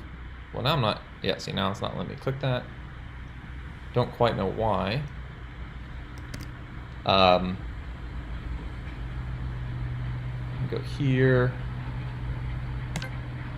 and I'm gonna say print exited. So essentially, because my input for the click is considered unhandled input, right? I have to make sure that nothing, and that means it's the last thing. Like if nothing else claims, like I click, there's like a chain of command that wants to pick up that signal of, oh, you just clicked the input. And so I need to make sure that in order to like select right here, because the UI tabs is this whole box right here, it would stop my click and say, oh, we want it. We want, like this node wants it. So I need to basically tell it to ignore those whenever I'm not in this area, but not ignore them when I'm in this area, which I thought would be pretty easy, but it looks like I'm getting a little issue here. So I'm gonna move this over to the left, which is not the most pleasing sight, but okay. So exited, entered. Why is that saying?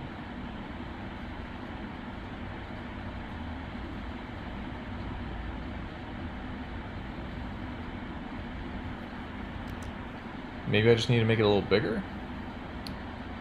I don't know, man. Let's see. Let's try it. Let's try that.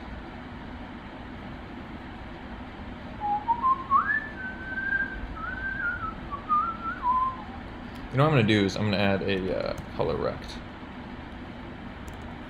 Color rect. And I'm going to make this so it's a child of that, and we're going to say full rect. And essentially the way I'm using this is just so that it is a, it's going to like show me where this is. Now I can see if this is working. Yeah, so it doesn't quite make sense to me.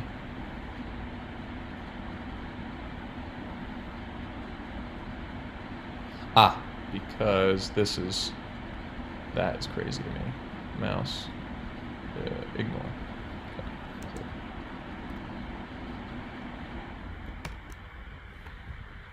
Actually, I want to do this. Just look for signals. I guess I need to actually go in here and put a print for entered.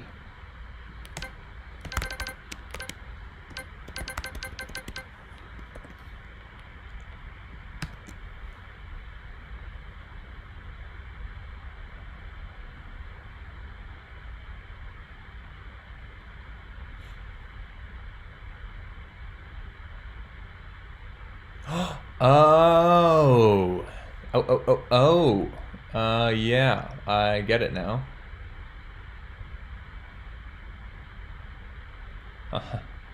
Okay. So what's happening, really minute, but essentially when I'm coming right here under this, it's saying that, because this is the tab node, but this is not, it's saying, which is funny because if it was doing that originally, I would have no problems. But of course.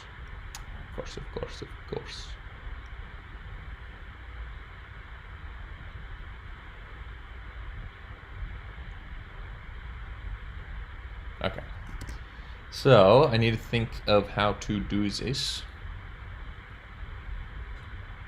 But I don't think it's, I'm not going to say it's not going to be too hard because those are my famous last words. And I say them all the time and then it fucks me right in the ass. Okay, so let's see. What is exactly the problem so we can address it? The problem is that this is being considered in this tab. So I can go ahead and delete that color rect. This is being considered entered, and this is being considered exited whenever I'm hovering these guys. So that's, for one reason, is because it is, I don't think that this is going to solve my problems. I think it's actually going to prevent me from clicking the UI tabs at all. And I also regret doing those prints. There we go.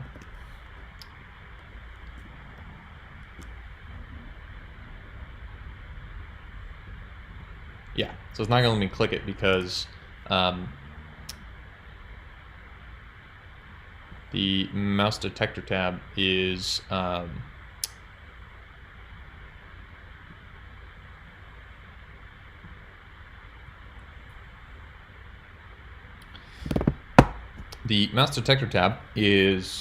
stealing the signal from the UI tabs if it's on top. Oh yes, but that is what I want, but then I need to now disable it. So I am going to end up giving it its own script. And so we're going to have a little back and forth interplay between these two nodes now. They have to tell each other, you know, you're done, you're active, you're not active type of deal. So what do I want? When I hover over this, right, I want the tabs mouse detector to set the UI tabs thing to be stopping. So I want it to start stopping. So this is right. I want that to happen. Okay. And then when and then I also want it to set itself. So I'll do the same signal, and we'll just do mouse entered, and then we'll go mouse detector. And we're just going to say set mouse. God damn it, I forgot. We want to do this. Set mouse.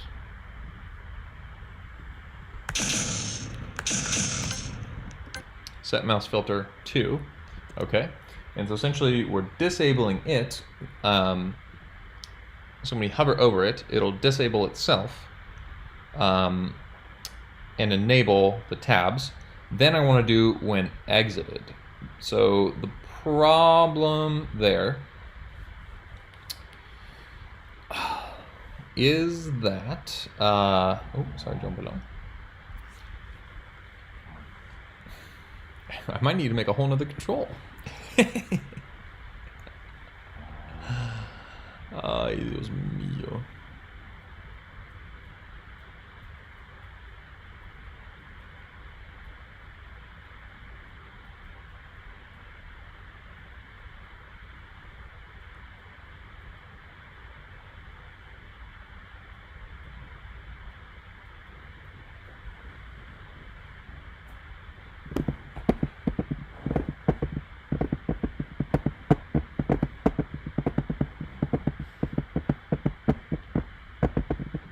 So right now this will work the first time, right? So we'll come over here, this is ignored, we can click, then if we go over here, it will disable this one and enable this one so we can click, But then when we exit, it's nothing's tracking our exiting because we've now. Oh wait. Can we always have this on ignore? Then I don't have to do all this.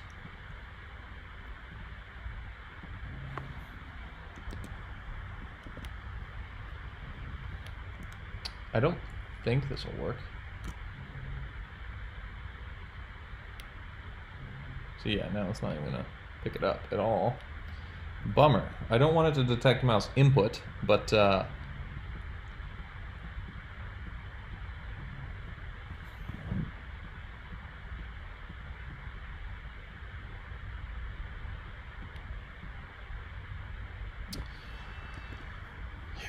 we have to. What does pass do?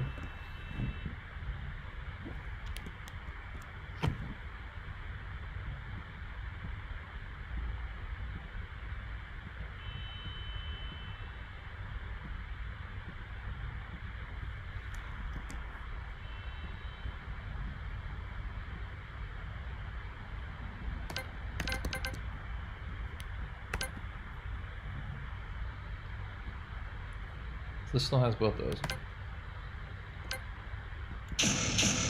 Okay.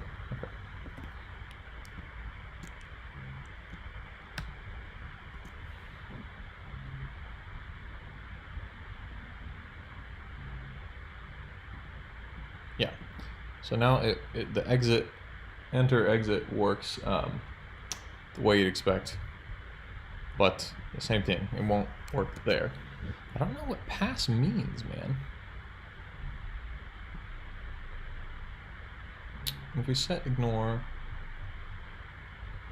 okay, I'm gonna search because on sorry, Godot mouse filter.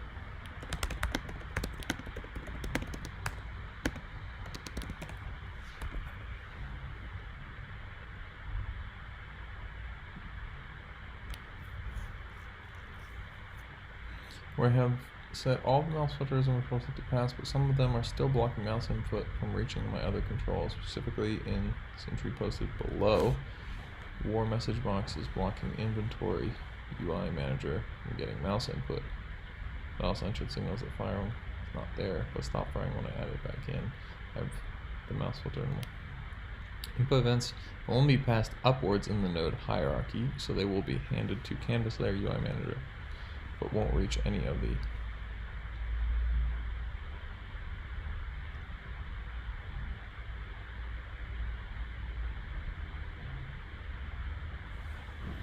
have to code that yourself.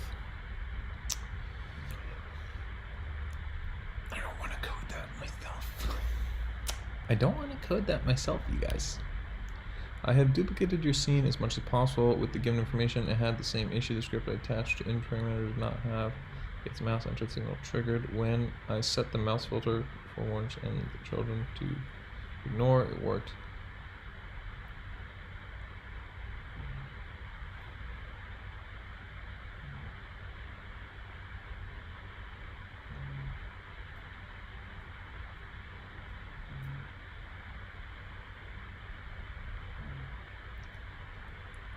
Input events will only be passed upwards in the node hierarchy.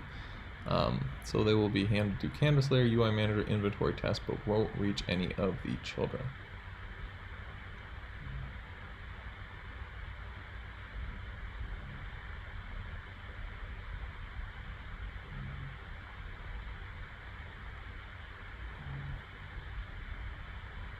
Pass, but some of them are still blocking mouse input from reaching other controls. Below, blocking inventory UI manager from getting mouse input.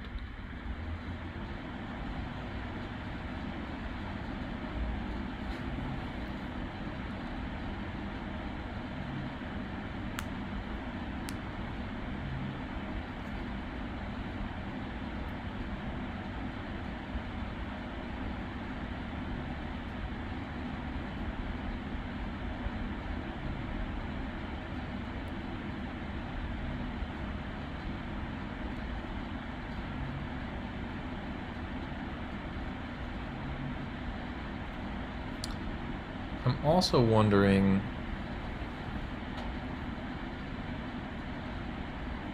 So, I'm wondering if tabs has any signals I'm not aware of. So you can see tabs is taking this whole big old space, right? And the problem is I want it to only take up this space. But you can't get everything you want, obviously. So what I'd like to do...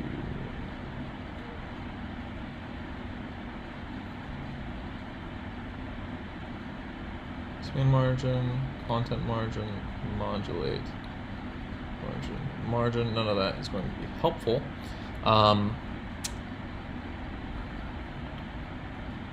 Current item deselected, item selected. Oh, those are the ones I made. Pre-pop-up pressed. Emitted when the tab continues pop-up, but I don't want to press anything. Tab changed, tab selected. Container, switch over. Emitted when the sorting.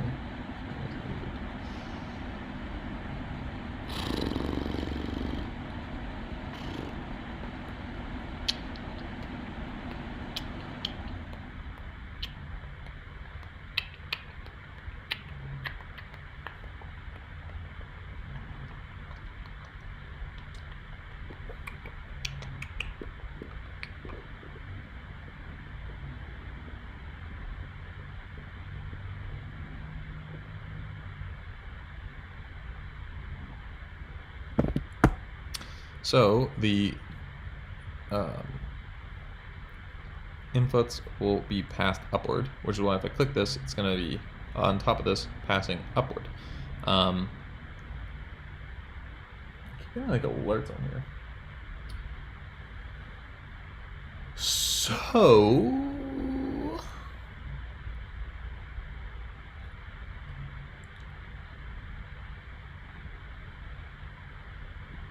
I'm gonna have to pee in a sec. So I'm gonna set one of these turrets to be just a badass real quick. Just to be 0.3. So that way I can piss in peace.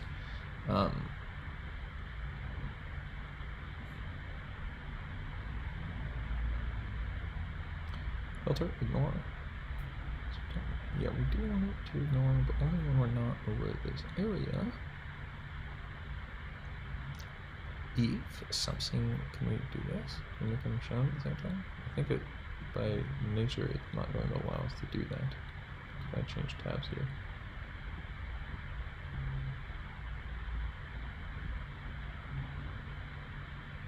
Yeah, so that's automatic. Margin go direction, but none of that is going to be helpful.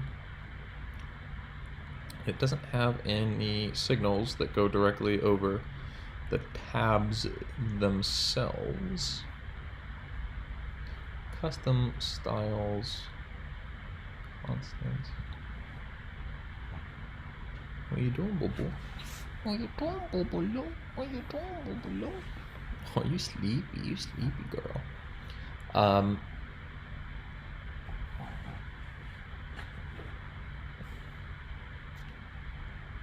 So I was really hoping that these guys, there'd be some signal for if you're hovering over these textures, because that would make life a lot easier. Actually, no, it wouldn't. It wouldn't make life much easier at all. Oh my god, this is an annoying little thing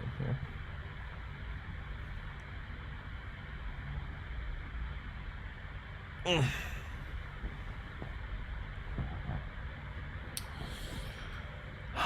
So, you still there, Sanchez? I'm gonna talk to myself. Oh, Joe Malone. Oh, and I'm gonna have to move soon. I gotta pee, and my dog steps right on my bladder. Okay. Tabs, mouse detector. Okay. So you can only pass. Wait, it should pass the signal upward.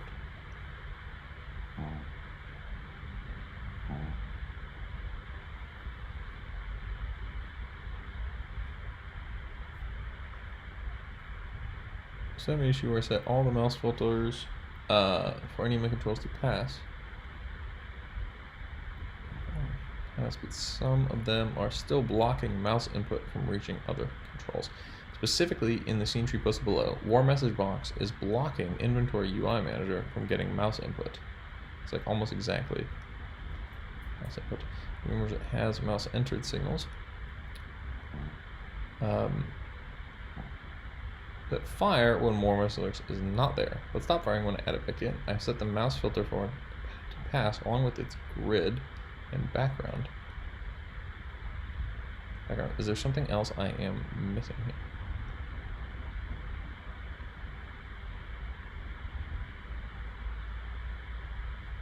So it'd be handed to Canvas Layer UI Manager and but won't read any of their children.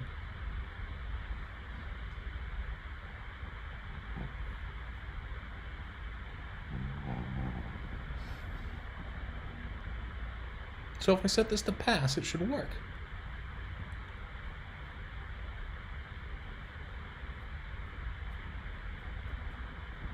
Because it should be able to pass this over to UI tabs.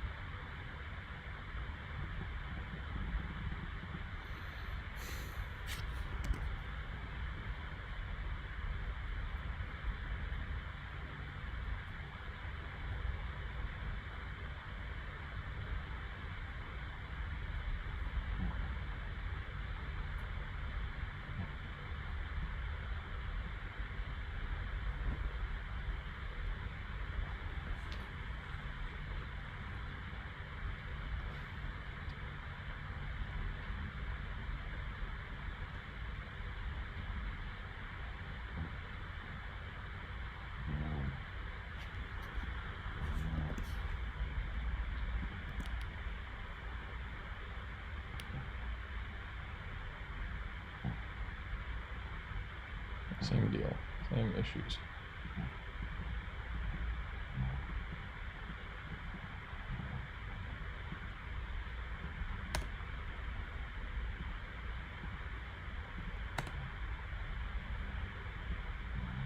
Yeah.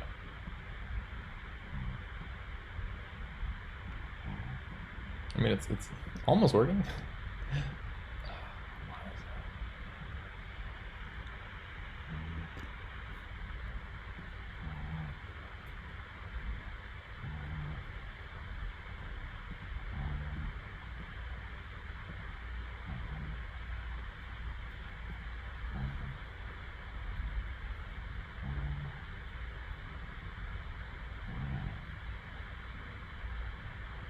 Oh, Carl. Oh, Carl. Oh, Carl.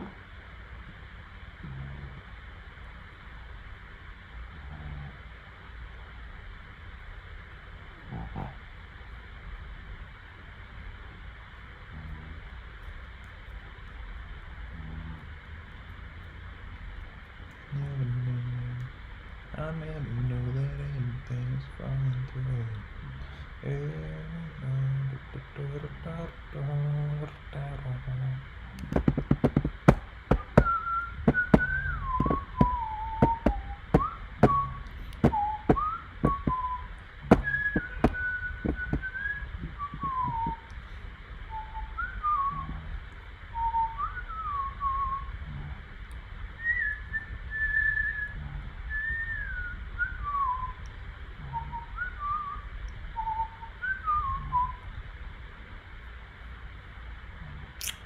Oh my god. I think I lost my batteries.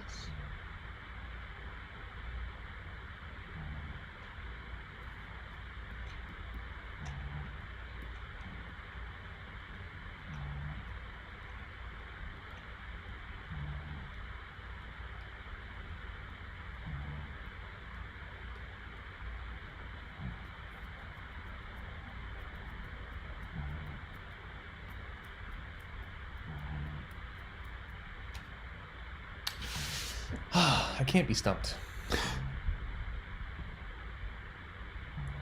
I'm also, my brain's just like not working super duper well right now.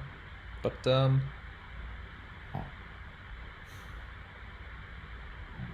I also don't understand how this pass works.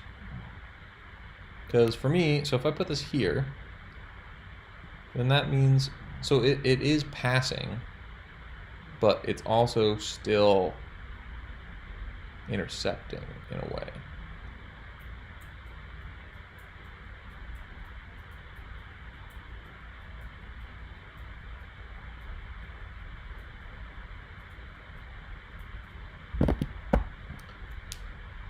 So I guess pass means it takes up, but then also lets go through, not just lets go through, because that would be ignore. Okay, but I can't use ignore because I need it to monitor. I just want it to not monitor clicks.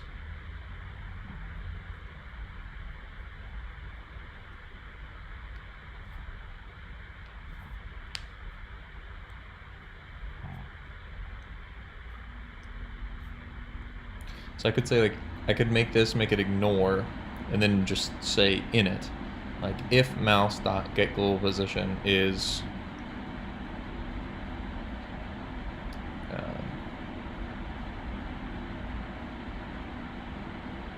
I could do that. It seems quite heinous though, but that might be what I end up doing. That might be what I gotta do, because I think then it doesn't matter because I've got a script here. So I'll go into the UI tabs and, well, I guess I need to go here and disconnect all these guys. So we're not going to be using signals anymore. Well, at least their signals. I'm going to have to make my own hard-coded stuff, which is not super duper fun, but it'll work. Okay. So we're going to go into mouse detector. I'm going to say function physics process delta get underscore global mouse position. Okay.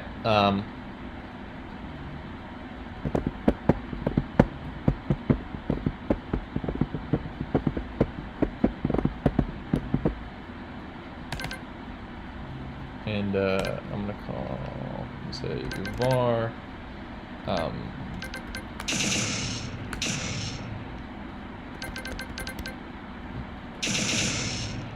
yeah, we'll say var enabled equals false, because by default it won't be. And we're going to say if get global mouse position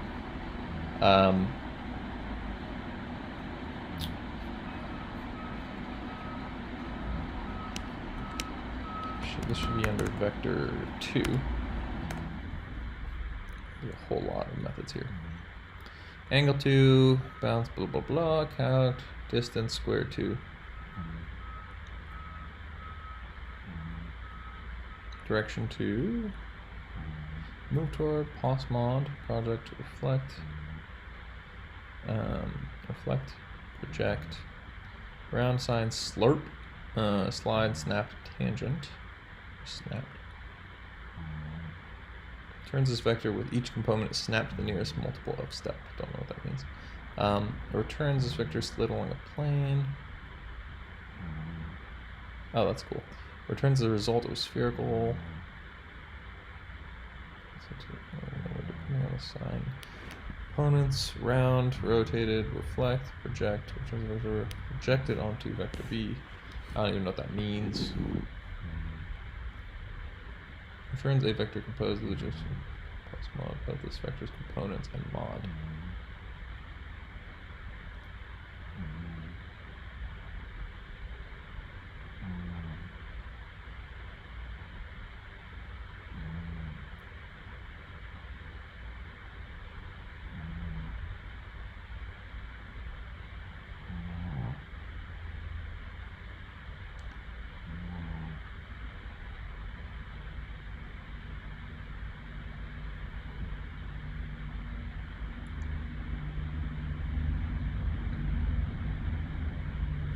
Oh, okay. So I was like trying to make sure I didn't waste too much resources trying to check, because I didn't want to make a full bounding rectangle.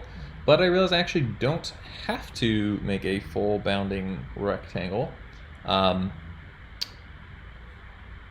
So we're gonna have two constants, right? We're gonna have UI, we need mouse detector. We're gonna get rect, and so we can get the position, and the position here is going to be the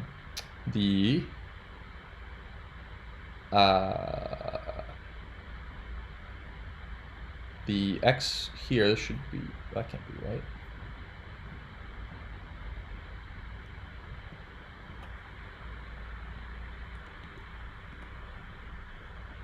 Oh, yes, I'm stupid. 4. So that's going to be the position from the side here, plus the rect width.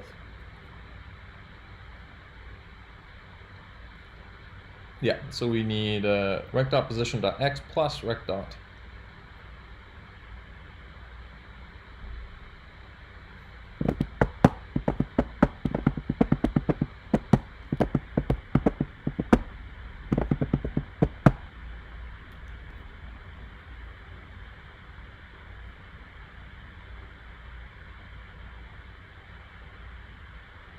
Okay.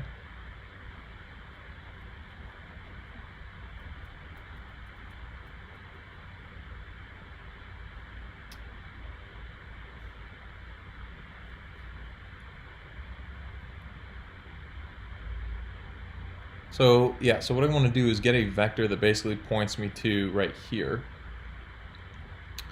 So I think what I could do is do, I'm actually gonna do this.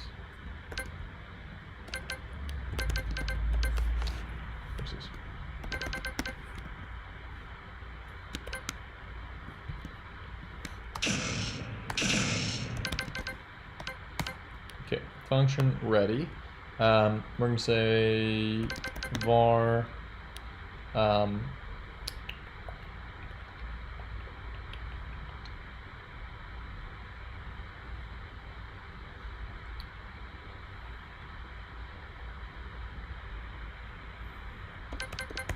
boundaries.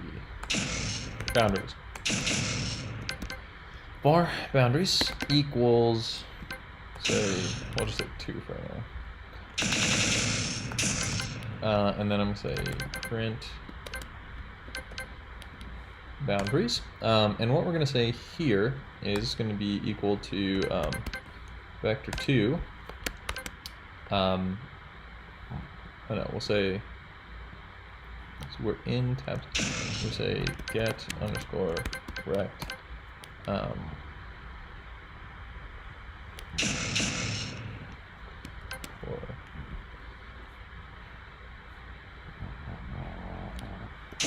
Rect underscore position plus rect underscore size.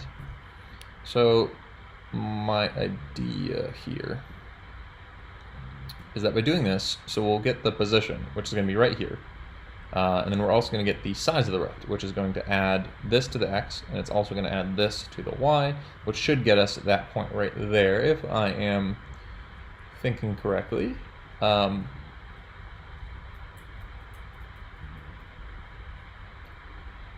it'll be 4, for instance, plus 221. But we scaled it, so I need to actually multiply the size times the scale, I believe. Times, yeah, actually rect underscore scale. And then it should work.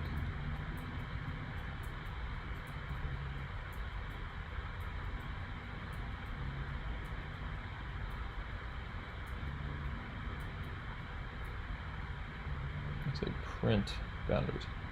Okay, try that out. No errors, that's good.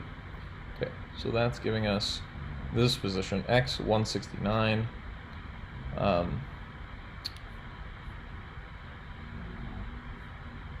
That's in 5. This is a test.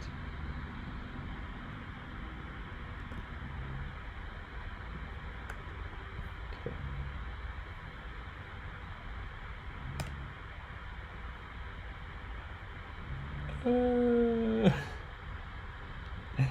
What?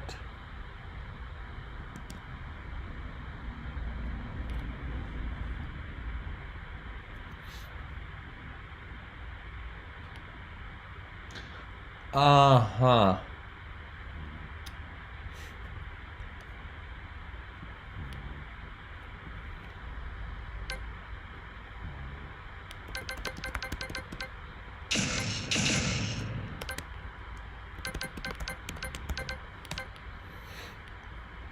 Wow, dude. Okay, let's try that on for size. The x is most certainly not negative. I can tell you that. So, don't know exactly what's going on here.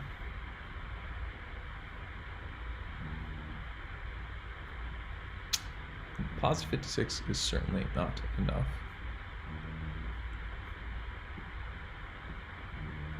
Oh, because we're rotating the wrong thing, right?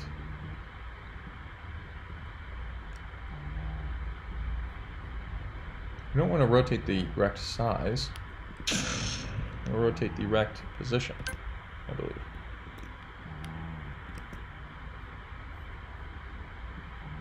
No, that's way too big. It's way too big. And the y is certainly not negative, it is positive. I could, of course, just hard code this, but then, like, I just don't want to do that, you know?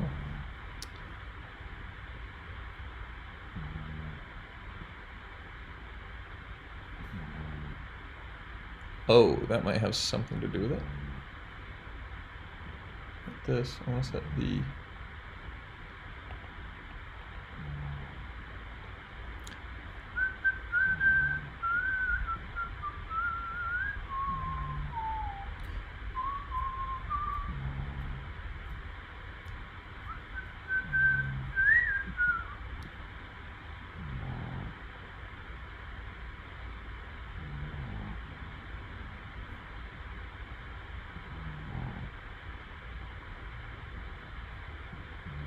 I'm gonna do this.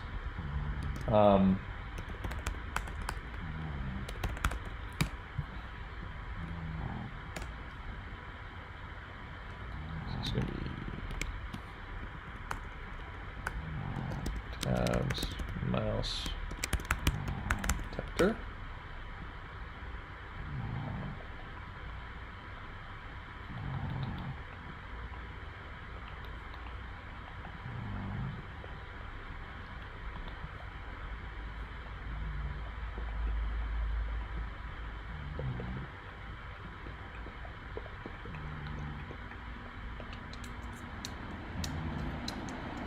Eight to 270.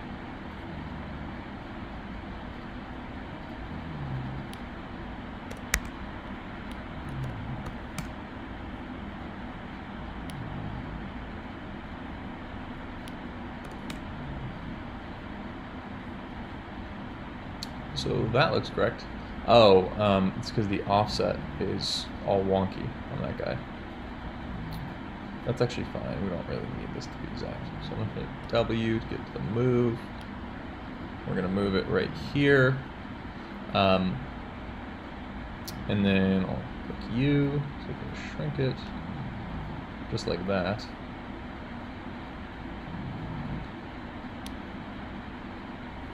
Like that. And we'll go one up like that. Not that that's important. Well, actually, yeah, I might as well make my life easier and do this. That makes my life a lot easier. I'm a fool for not doing anything else. So if I get rect size, that should give me this point, is essentially.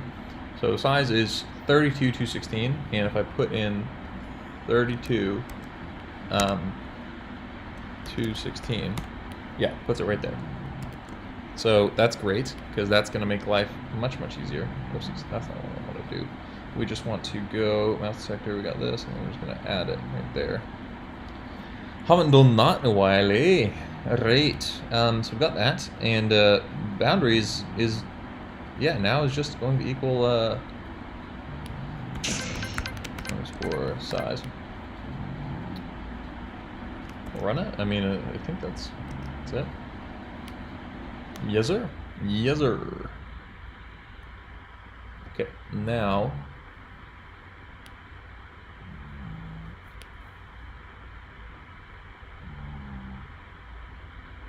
Okay.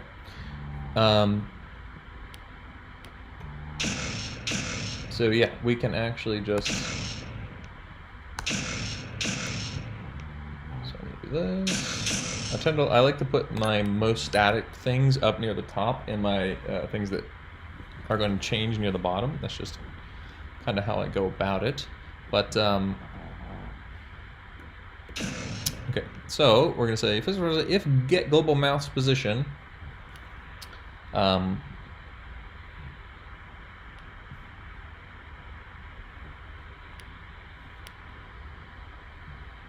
Yeah, we'll say dot x is greater than boundaries dot x. This is going to be if it's outside. So we want this to be less than boundaries dot x, and we say mouse underscore pause equals get global mouse position, and now I can say mouse plus. Yeah, okay. Except that it's not gonna. Just do this. And mouse dot y is want to be less than. Is less than boundaries dot y. So if mouse position is greater than x, is greater than that, no, less than, is less than that, which means it's on the left of the boundaries, and mouse position dot y is less than, meaning that it is on above the boundary. So essentially we're saying if the mouse is in here, what's going to happen? Okay. And, okay, so I can go ahead and delete this one too.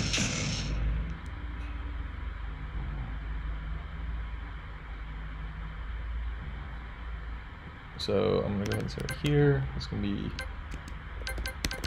inside. I'm going to say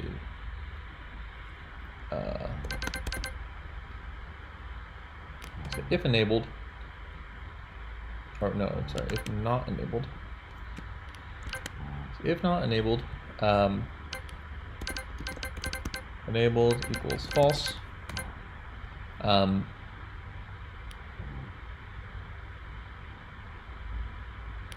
I'm sorry, enabled equals true. And then we're going to say elif. Oh no, we don't need to say elif, we can just say else. Yeah,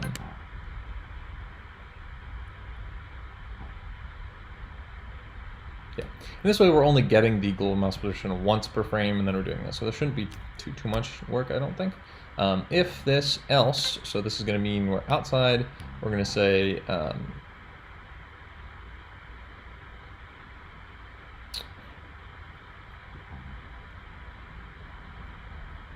feel like we could just say elif here.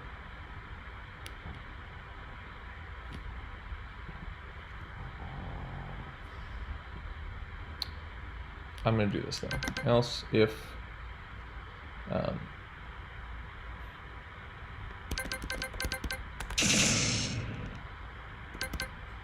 yeah, we actually do need to do it this way.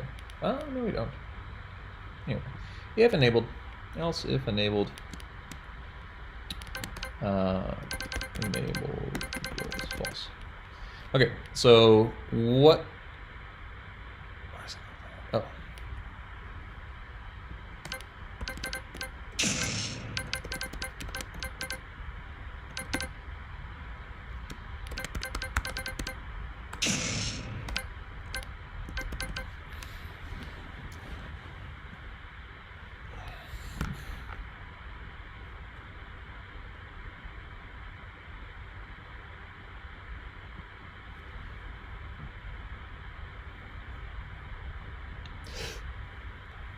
Oh, I forgot I was streaming for a second. Oh, we got 2 viewers. So, if anyone's wondering what I'm doing right now, I am trying to make it, because I can't use signals if you're used to Godot, so that if I'm in this rectangle, I'll be able to select these, but if I'm outside, I won't be able to select them, so that way I can call in ordnance and whatnot, which is, you'll see in a second, so I'm pretty close to a breakthrough, I think. The one thing I just realized, though, is if I set by default this, then it's possible that in the first frame, what's going to happen is that we are going to be, in fact, triggering. Yeah, we are going to be, in fact, triggering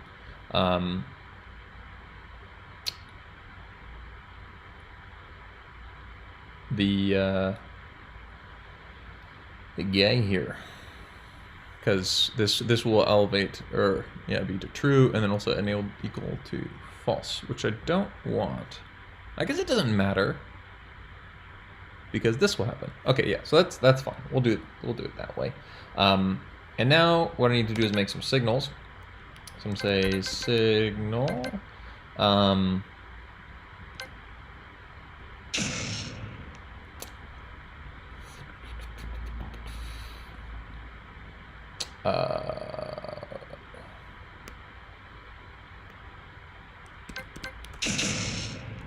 I'll say custom underscore mouse entered, and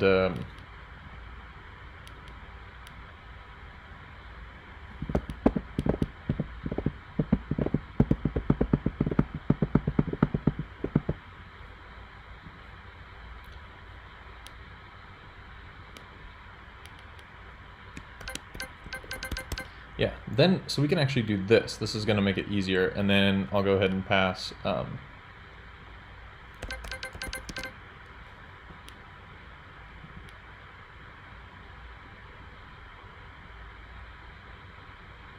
which will say Boolean, and then I'll go ahead and go right here, and we'll say emit signal custom entered, and then we'll say enabled.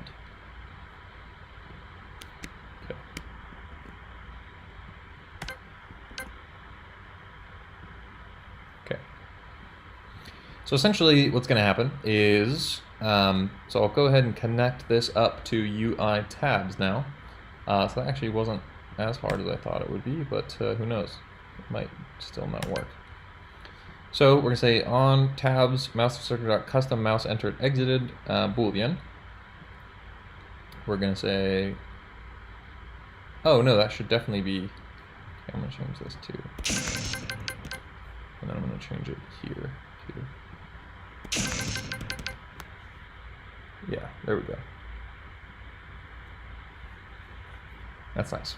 That's real pretty. So then we can say, basically, if entered,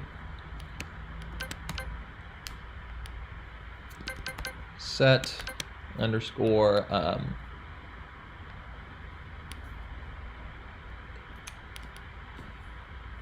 I knew I should have fucking. It's where is it? It's right here. Mouse. Set mouse filter. Okay. Set mouse underscore filter to 0. That's gonna be stop. Else set underscore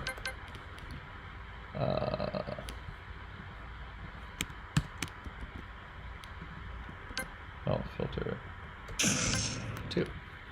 All right, now push kinda sing. Hey, is there a good Godot dialogue tutorial you can recommend? I can't seem to find a good one. Yeah, actually, I think I haven't made one myself completely. Sorry, my dog's doing some crazy stuff. There you go, buddy. So the Game Endeavor, if you know who that is, he started to do one, and it's actually pretty simple. But so yeah, if you search Game Endeavor, he's got a good one. But essentially, when you do a label, like I've got this one here. See how there's this property visible characters? so it restricts the number of characters. And well, here, where's a better one? Messenger label. Okay, so let's say like in code. Here's the whole tutorial. So basically, you adjust this value. So -1 means it shows all the characters, but if you go above that, we got 1. And so in physics process, you would say like show characters like that. You know, so it'd be physics process for every frame, visible characters plus equals 1. So frame 1, frame 2, frame 3, frame 4, frame 5, frame 6, frame 7, frame 8. And then it would fill in. So yeah. And then if you want to like have a bunch of stuff, you would just write a big dictionary with everything somebody could say, and then you load it, and then you do that.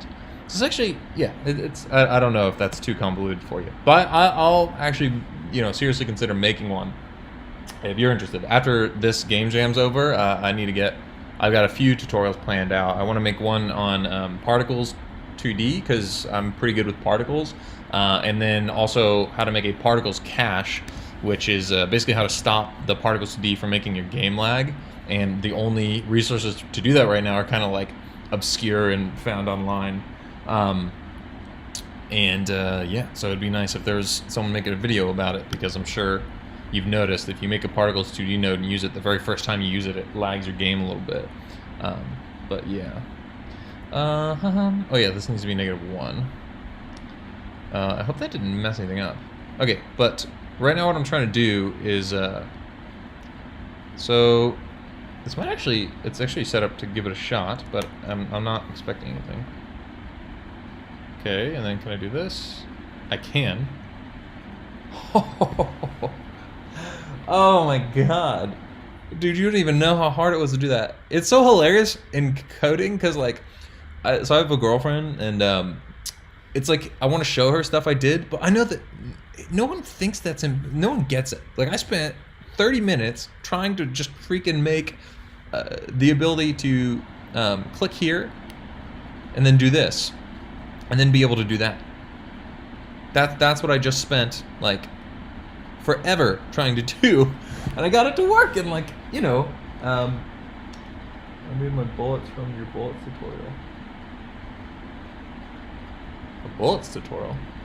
I didn't think I made a bullets tutorial. You sure you got the right guy there? Yeah, actually I don't think I made a bullets tutorial. But I'd like to. Yeah.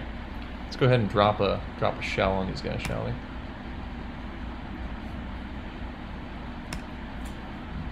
I like that. I like that. It's nice. It's nice.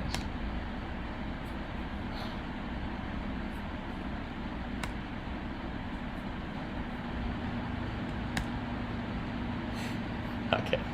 It's good that I like to do that, you know? Because that means, does this look fun to you guys? Like, you're going to spawn these turrets as well. They're not just going to be... Yeah. Okay. Alright. Now, ladies. So I haven't found anything wrong with that currently, but that really works, which is really nice. But, yeah. So anyway, it's just funny that, like, that was very difficult to do, and I, like, hard-coded that myself, and it worked, and,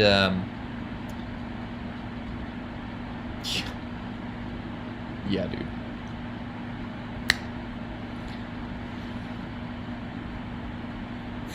Nice. So that's beautiful, and it's just like very nice and robust, and I could change the boundaries of this and it would work, and yeah, so that's cool. That's very, very cool. And I solved that issue, and it is 11:37. I guess I'll probably do this till my girlfriend gets home. So, but that's, yeah, man, that's really freaking cool. So I guess what is next for me is spawning a turret, which I think I want to take a break from coding and do some pixel art, which is notably less entertaining, I guess. Yeah, I guess maybe I'll do that later. Yeah, I don't need to do pixel art. I can make this thing work. So what we are going to do? Probably shouldn't have closed any of that. Make a new scene. I also want to open up. What's it called? Shell. Mir Chelsea. This is Z.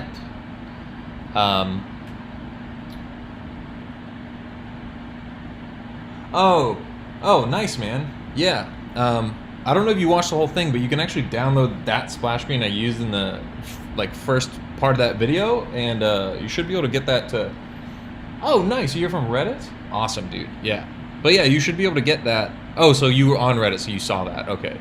But yeah, the average watch time of that video was like 50%, and so that and I didn't talk about, oh, you can have this design for free in the video. So I feel like a lot of people, or half my audience, missed out on the fact that I want them to be able to use that, because I don't know, I love Godot. I actually made a t-shirt out of that logo because I made that in pixel art, and I just ordered it. It's on Redbubble if you want to snag it for yourself, but I just ordered mine. I'm pretty excited to flex Godot on people, and no one will even know what the hell Godot is. But yeah, you're good, man. You're good. Okay. So I guess I'll do this the exact same way. I'll make a 2D scene with a node. So this is going to be the drop pod. And then I'll add a sprite. And then for the sprite right now, let me go icon G, texture, map. Okay. And I'll go ahead and node this. I'll just call this drop pod. And then I'll save it. And no, that is not where I want this to go. We want this to go to. Oh, we are in scenes. I guess characters, turrets, and then I'm going to do create folder, drop pod, okay, and we're going to save that. Okay, so now we've got a drop pod scene. So eventually I'm going to fill this with an ODST looking. Do I have it? Yeah. So if I search drop pod, it's actually one of the first results. This is the one I'm basically going to not copy. This is Warhammer, I found out, but so it's basically, I'm not going to have these hulking things like that, but what's going to happen is when this hits the you'll command this from the gun. This will hit the ground, and then these little flaps will open, and then the turret will be right here, and then I'll probably make these flaps disappear or whatever, but then your turret will start shooting and stuff like that. So the way this is going to work is this is going to be a I'm so used to not being able to leave a bunch of images open on my web browser because I use Google Chrome, but I just downloaded Big Sur, and Safari is just it's such a welcome change. It was so shite before that I just had to use Chrome, and there are still a lot of things I'm sure I'll have to use Chrome for, but I mean, oh, this is CPU. CPU is still great, but look at that. Oh, not 0 bytes. Where is it? 85 megabits? Are you kidding? Chrome uses 2 gigs to run. Oh my god, it's great. And now they've just made it so much more comfy. I'm just yeah, I just need to get used to it a little bit, but it's definitely an upgrade from Chrome, on Mac at least. I honestly think Apple has intentionally sabotaged Chrome because no one uses freaking Safari anymore, to make it run slower on the Macs. But regardless, I'm going to conform with their authoritarianism and use Safari because I hate having a gig of RAM used just to use a web browser. 2 gigs, I should say. It's usually between 1 and 2 gigs on this computer. Okay, so I also want to get. So we want the size of the sprite here. I guess I don't know exactly. So we just have the scale, and I don't know the region. Oh, I can do that. Okay, so that's cool. So what I'm going to do is enabled. If your texture is cut from a larger atlas texture, see region rect. Okay, I want to do that. Yeah, okay. And then what I want to do is, so I think it's 40 by 40 is the largest one. So we'll do 40 and then 40. I guess not. 40 and then 40. Oh, wow, yeah, that was huge. What's that? 0, 0. Oh, I see. So wouldn't that want to be 20 and 20? No, I guess not. Oh, because this is much bigger than that. I see. I see. I don't want it filtered. Can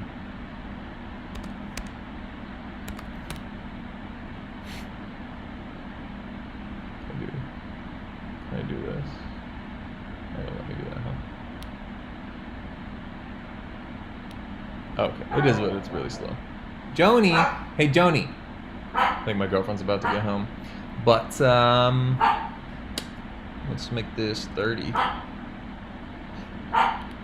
This is, I should not be spending time doing this, but I am.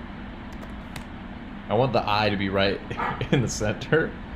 Oh, wrong way. Almost there.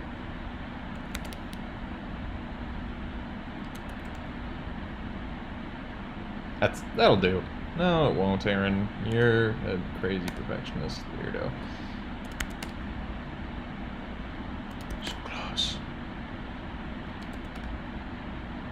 Oh my god. Okay, I'm done. I'm done. But yeah, so now we've got that is going to represent the drop pod. And why do I have a tween here? What did I end up using that tween for? Nothing. I didn't use that tween for anything. I think I intended for that to make it so this is the shell, right? And then I have this glow effect in the game that makes it glow, and I was gonna have the tween make it flicker, but you know, that's something that's just a little extra. I don't think I really need that. We'll come back to that at a later date, but I think it's, you know, just puts a little extra on the system, and I don't know if we quite need to do that. Oh, this is cool. I didn't even know that. That is dope. Let's pixel snap. I don't think that's changing much. Oh, that's if I want to change it from the editor there. But yeah, that is, oopsies, what's happening here?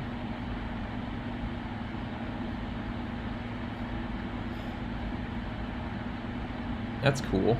And then I could imagine I could move. No, that's not what I want. But yeah, that's actually very cool. Except that you can't move the thing. But yeah. Anyway. Oh, yeah, actually. Damn, I think it would be way better if this was. Okay, I'm gonna undo that, and then that's 50. 40. 42. 44. There we go. I think that's funny. Okay, that's it. That's so dumb. This is only a. Like, this is obviously not what I'm gonna use. I'm gonna make it cool, like I said, like this kind of drop pod and pixel art. But I just spent 5-10 minutes doing that because I'm an idiot. So I've got this. I'm gonna go ahead and add a script. Probably gonna do quite a few things in the ready function. But what I'm gonna do first of all is do function physics process. I'm gonna pass right now. But I am also actually going to take, so we don't need that.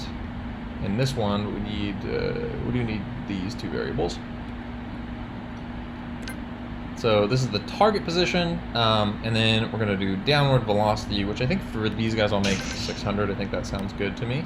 And then I'm going to copy this, that.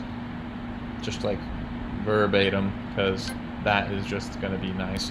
Which you shouldn't do, but I need to do it at least once here, and this is just going to be Q for right now. So essentially what the script does is that as long as you are above the target position, you are going to move downward at your downward velocity every physics frame times delta. Right? And then once you hit that target position, it's going to kill itself. But the point of this drop pod is that when it reaches this target position, just like I did here, and this will be different, but you can see this spawns the explosion effect when it hits its position, right? And oh, my tummy grumbling. So we're gonna do the same thing except with a turret. We're gonna spawn the turret when it lands. instead of an explosion effect. And that should be all I need from this. Except I do... Oh my gosh. You get so hungry you feel like you're gonna yak, because that's what I feel like right now. But I'm not gonna eat till my girlfriend get home, because I'm a good guy. I'm a good guy.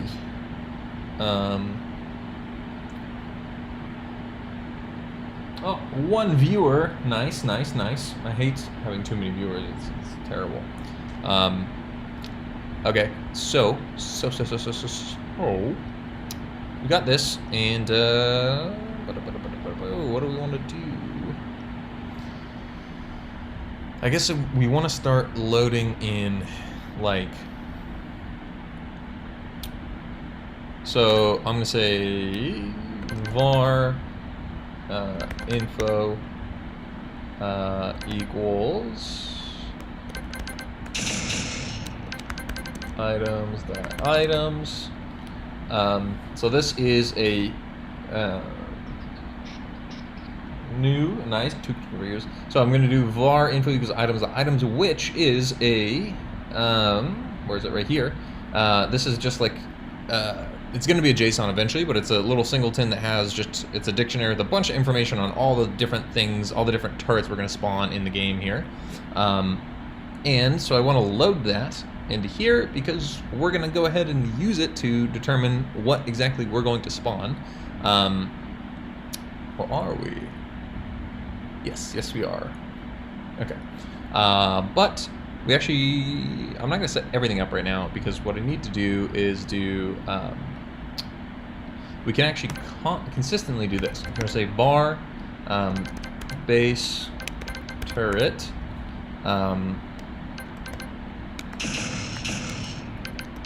base turret scene equals preload, and then here I'm going to do base turret. Okay. And then we're going to take this, and then in die we're going to go ahead and say, do I have that shell script open? Yeah, I got to. I don't know what this is. Oh yeah, close that. Discard. I'm going to be a little 100mm shell. Yeah, I'm going to basically do this exact thing.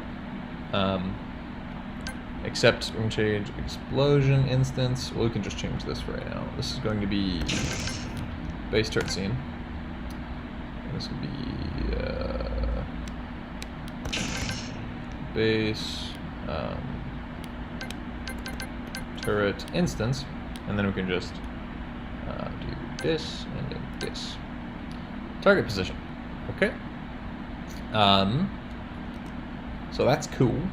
Now, eventually, what this is going to be able to do is we'll feed it the information from var info items. Or, yeah, I think that's better to do it that way, because otherwise it has to do the turret itself has to do a whole lot of stuff. And rather than do that, I think I'm going to rely on the drop pod to spawn or configure all that information, because it's got a little bit more time in the physics frame to make sure that's all set up. Oh, I guess that's, oh, yeah.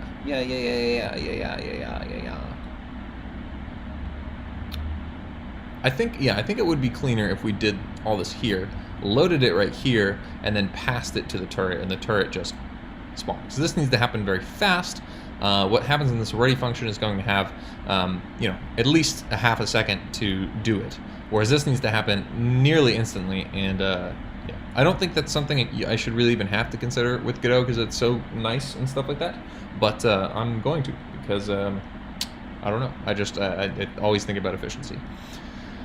But right now, if we spawn base turret without passing it anything, it will spawn one of these guys, and I would really like that to happen. And yeah, so we need to do a few things here. So you can see where we are in. So that's ordnance mode right there, and that all happens, which looks good. If we do build mode right here, shot rate concurrent viewer 0. No one's watching me. God damn it. Alright, but anyway, I'll just keep talking to myself in case anyone joins. We've got, so if we're in build mode, we want to do this as well. In fact,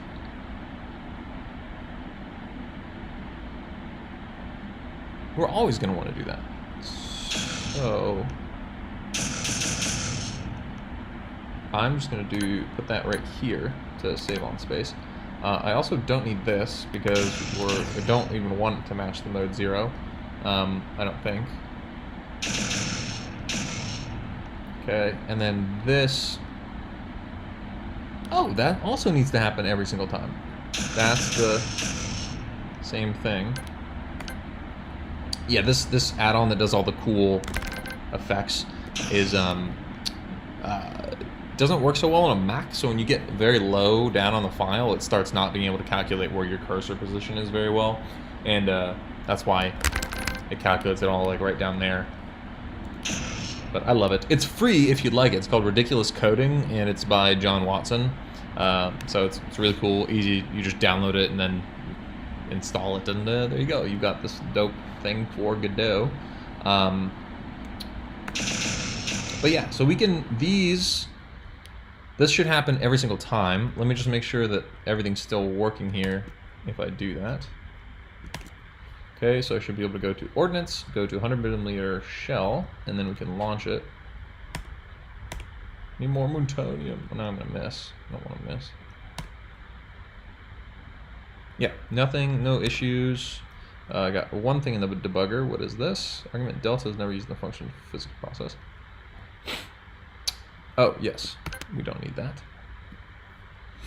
But that's not at all what we're into right now.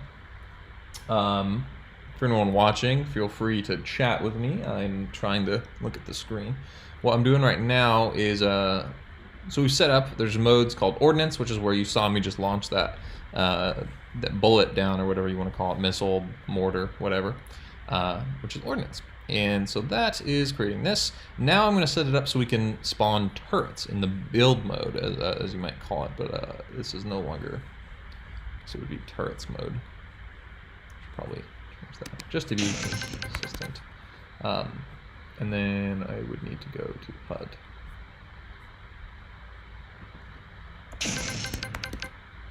And then this is going to be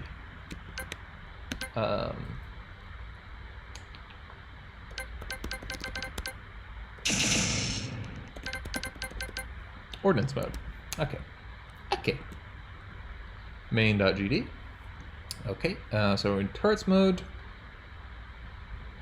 we're going to do, oh, actually, ironically, this is also, we're also going to do this and this.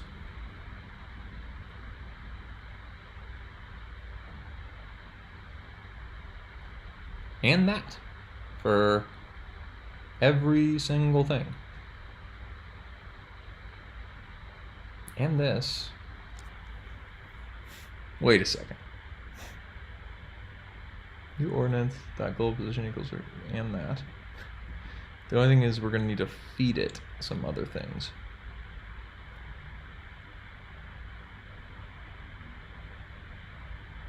So I think this is all safe to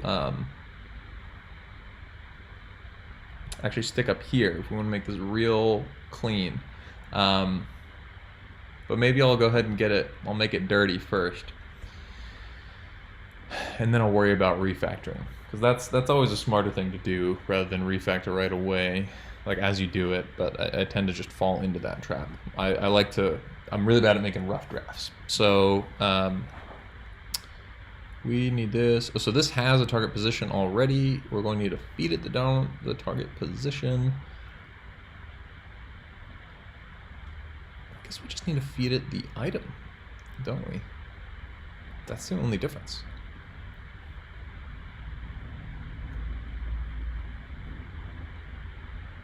That is indeed the only difference. Huh.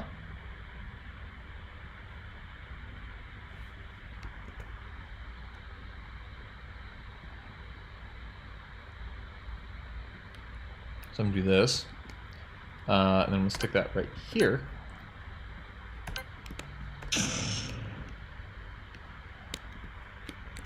Okay, and then why is that? Why is it not that? Oh, that's still indented. Okay, so this, yeah, that's shadowing that. So we can delete that. Okay.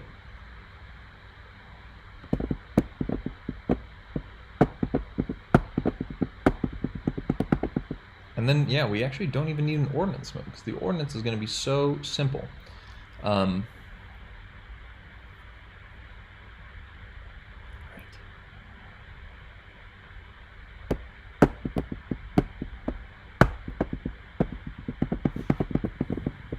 Sorry, I know this is not the most titillating of stuff, but we're trying to make it very dynamic in that when I call something, that this will be able to spawn it quite dynamically, right? So I don't, this will pass in what item it is, right? And it was passing in the mode, whether we're in the ordnance mode or the turrets mode.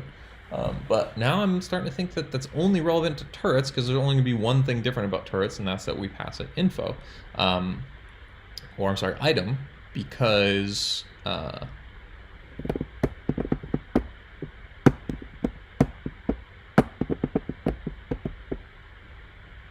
oh, no. Yeah. Okay, scratch all that. Because this is spawning an actual item. We're going to be spawning the same thing every single time and just giving it something in turrets mode. So what we're actually going to do is go here, and I'll go var drop pod equals preload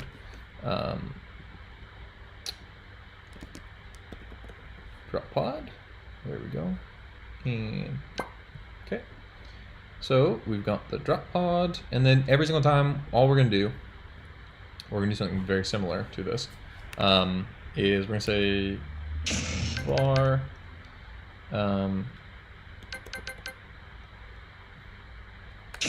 we'll say var drop pod underscore ins equals drop pod dot instance.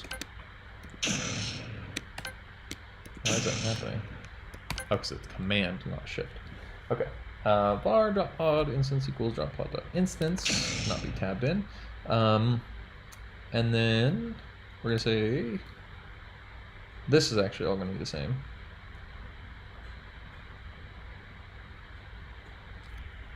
Which is a problem because we shouldn't be running the exact same thing.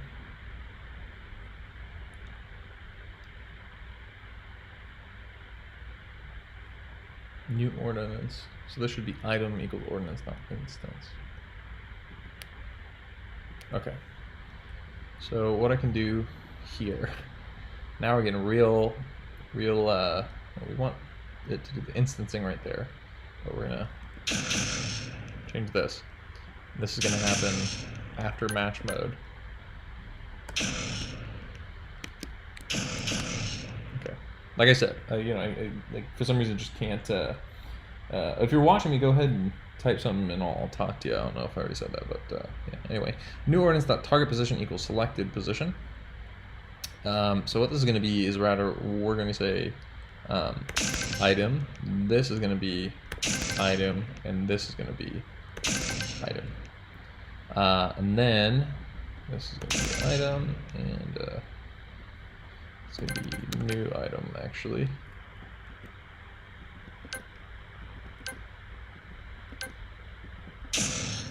Okay.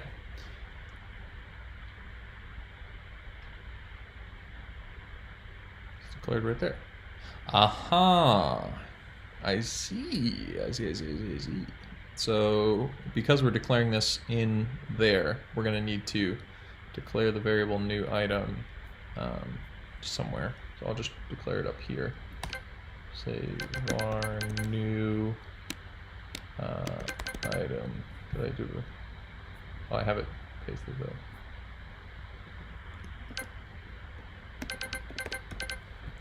We can just do that. Okay, var new item. But I don't know why. I don't like that. I like saying equals null. Maybe that's bad. I don't know. Or it's definitely pointless. So, yeah. So this way, I think it's a little better. We're reducing the amount of code, obviously. So new item target position, this is always going to be true. We're always going to give whatever it is where it needs to hit and stop, right? We always also are going to add it to the YSOR, and we're also always going to spawn it at these coordinates. And then the only thing that's different is the actual action of the thing, which is dependent upon. So here we need to go in drop pod, and I'm going to make a var item. Yeah, var item equals null. I don't think we're going to be able to do null. So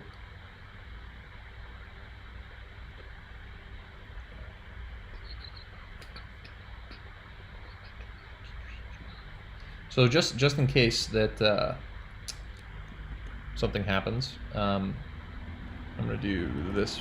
Oh, no. I'm surprised that even ran. Paste. So item equals machine gun. So that's just in case, like, you know, something happens. Oh, no one's watching me again.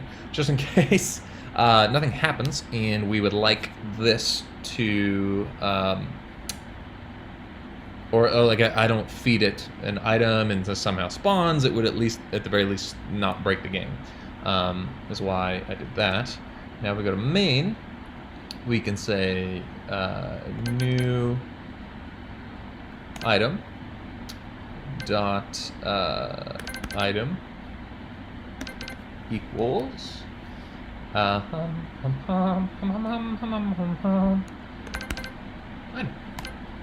Okay, and that should be it. Yeah. So cost mode item.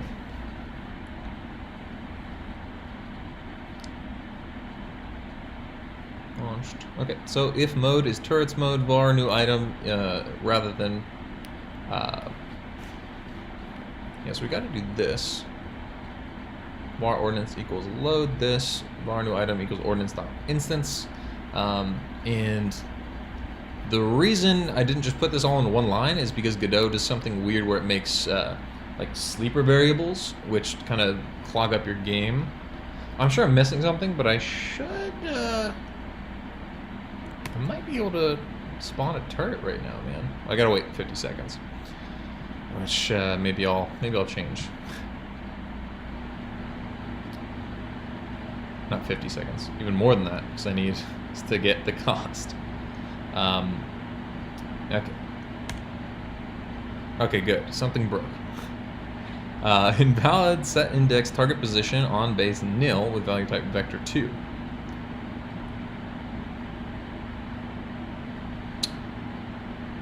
Base nil.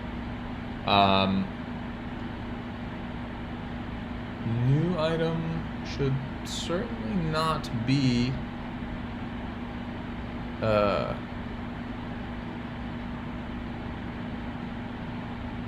index target position on base nil. Well, new item's not nil. We oh, you son of a bitch.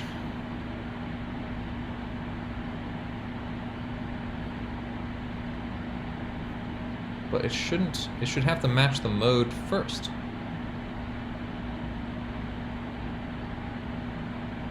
On HUD item launched. So let's open up the HUD here.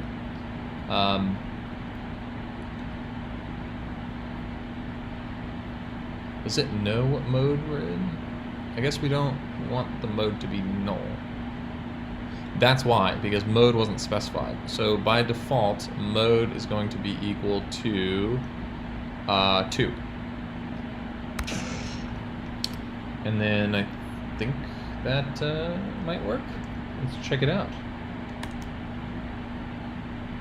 Oh, okay. I'm going to be testing this a lot, so I'm going to just change the cost of the machine gun turret to we'll just say 5 right now. obviously cannot stand. But yeah, now we can already spawn it. Okay. Oh, it still is telling me that, which is weird. Match mode. Oh, because...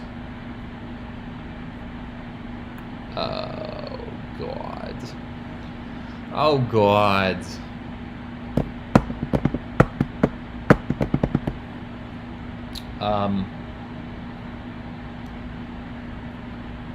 And he left, because shit not work.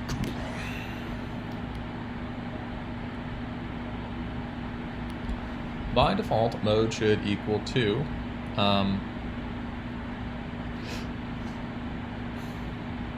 launch button pressed, so item launched, and we're sending mode, which is going to be our mode. Okay. Well, set index target position on base nil with value type factor 2. So the only thing important here is that it's saying that the base, it's saying base nil. So I want to do this. I want to do print close to, okay, print ordinance, and then here we'll say print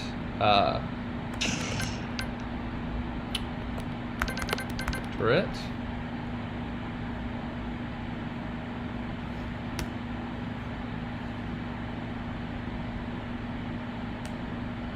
Oh yeah, I want to look at the output.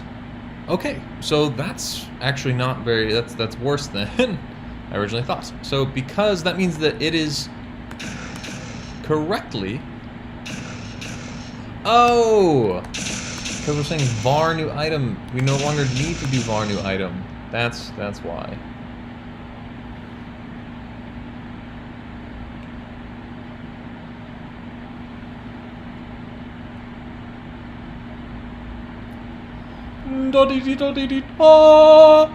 Okay, so that all works. Those ODST drop pods look freaking big, so we'll see about that. But that's like the size. So the reason I selected 40 by 40, maybe I'll change that. So now we can drop turrets in, which is cool. Oh, and I can actually drop a sniper turret in a moment, which is very cool, very cool. So I'm pretty excited that I just finished that.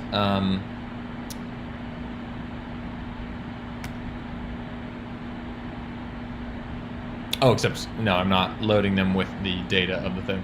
But I mean, I can load in turrets. That's fucking cool, man. And then I can go and just be like, okay, bye bye. You too, goodbye. You want to die? Well, you got it.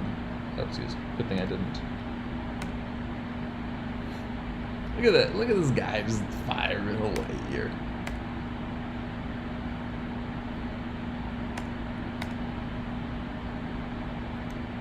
Oh, I really ripped into that, huh?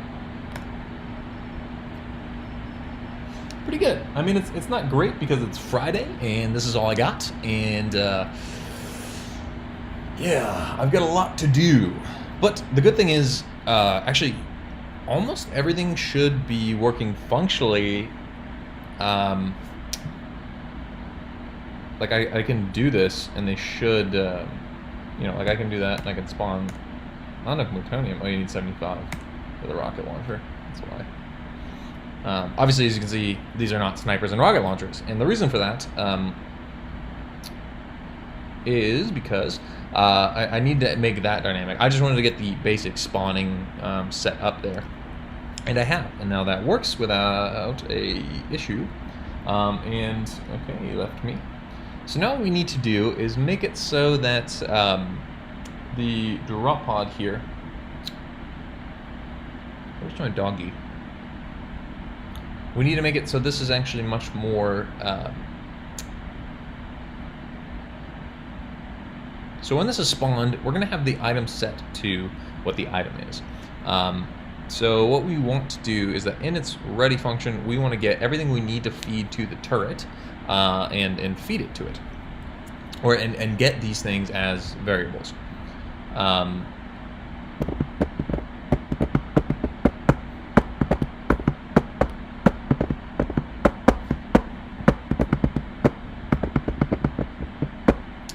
Yeah.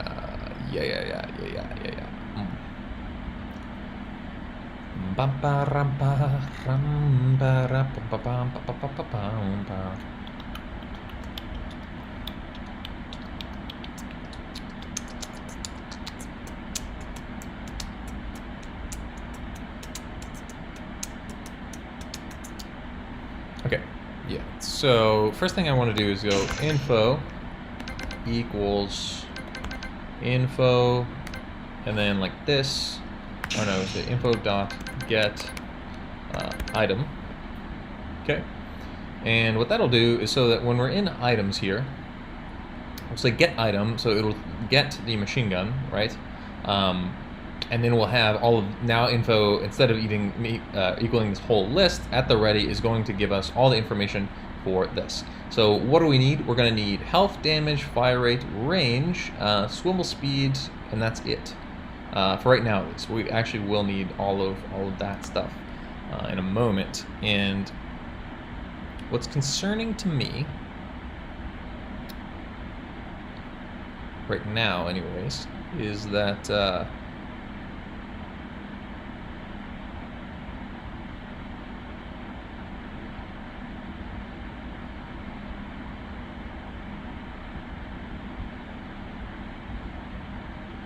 yeah. Okay, so what we'll be able to configure this all in the things ready, and then once it hits the ground, it'll spawn it. So I think that's how I'm going to do it. We're going to actually go through all the work of spawning this thing in the drop pods ready, and then when the turret spawns, it's going to be going. The turret should not have to take care of any of this, is what I'm going to try and do. The drop pod is actually going to be a relatively complex little spawning system. So, I have a viewer. Hello, my friend.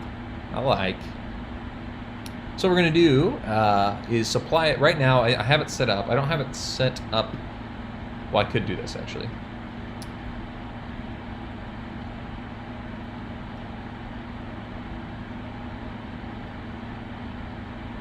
Okay. Okay, so I'm going to grab these things here.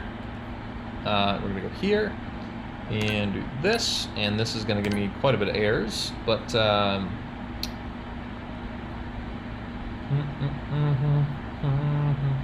this is definitely something I'd like to use an array for, of course, but of course I can't.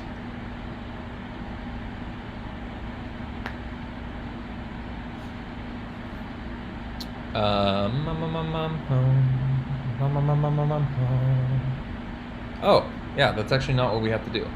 Because what we want to do is, so what we're going to be doing is doing this. Var base turret equals base turret scene dot instance. And I'm actually going to do that right here. Okay. Or I'll even do that right here. That'll be the first thing we do. We're going to make an instance of that scene. But that instance scene we're not going to bring into the main scene quite yet. What we're going to do is then feed it all the info it needs. So here's the dictionary of info.get item, and we're going to start saying base turret scene, base turret underscore instance dot health.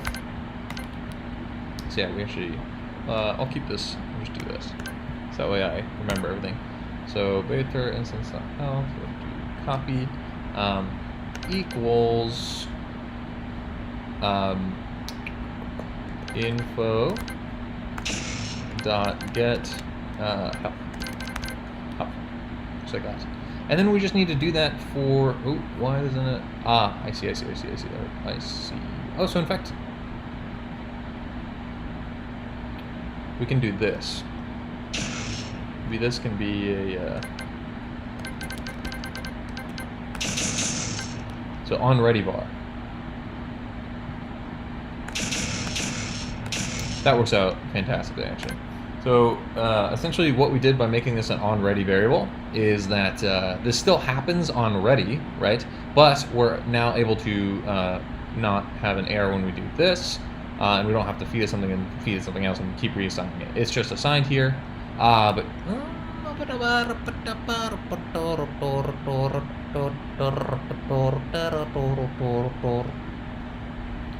we'll see. Okay. So it's called stray nodes. So I'm hoping that this does not cause the creation of a stray node, and there's a way to check that in Godot, so I'll do that after I go through all this real quick. But so as you can see, we're just setting, so Bather instance.health equals info.getHealth. And I'm just gonna go through the list and do this. I'm just going to copy and paste. So there's 1, 2, 3, 4 more. So this is going to be damage, and then this will be damage.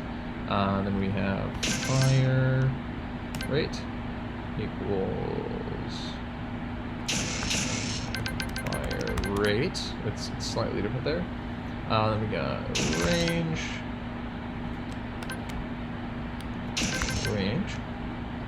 Then we have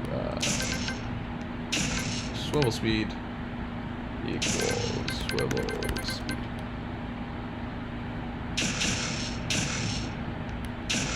Okay. Now I actually think that should work. So essentially what we're doing is we've got the instance here, and what we're going to be doing is feeding it then all its info, which is all being taken from the item scene. So that way when we spawn a sniper, it just has all the data that a sniper would need. Eventually I'm also going to be doing this. In fact, I can actually do bullet right now. So I'm going to do really quickly base turret instance dot bullet equals, I want to go, where is it? Okay. Base turret. Open up there. It was right there, so let's do it. Yep, that's the correct one we want. Bullet, preload. Okay. So what we'll do, right here, say bullet or base turret underscore instance dot bullet equals info. I'll say load info dot get, what's it called? Bullet, right? It's just bullet. Yeah, it's just bullet. Okay. And that should all work. And so that's cool. So that's essentially what we'll do for every little ounce of info that the turret needs. We'll just literally say base turret dot this equals this. And so we're just setting that all in the ready function of the drop pod. And then when it hits the ground, we spawn it. Now, hopefully this doesn't break anything. Go ahead and do this. And so if I do this and spawn it, no breaks, and it works. Now what I want to do, I probably should have set these costs a little lower, is spawn a sniper turret, because this is the first time I'll have ever brought those things from the items thing into the game. Now it won't have this head right here, even though, because I haven't set that up yet.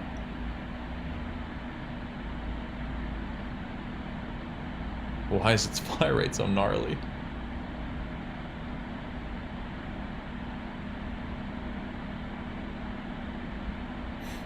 Well, the damage is right, but it's...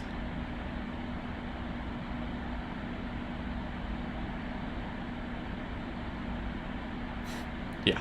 Okay, so its fire rate is way too high. So that, but that's it. What's good though is that it all worked. We just need the fire rate is... Really? I mean, that just seems like it's insanely... Okay, so I guess that needs to be more then. The range is good. Swivel speed, I feel like needs to be even smaller.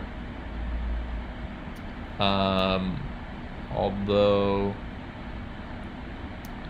part of that, I think we should be swiveling slow speed. And this is in physics process. Well, we're passing delta, so we could use delta, and what that would do is I wouldn't have to use these tiny numbers anymore, because we would just multiply it times delta, and then that itself would make it tiny.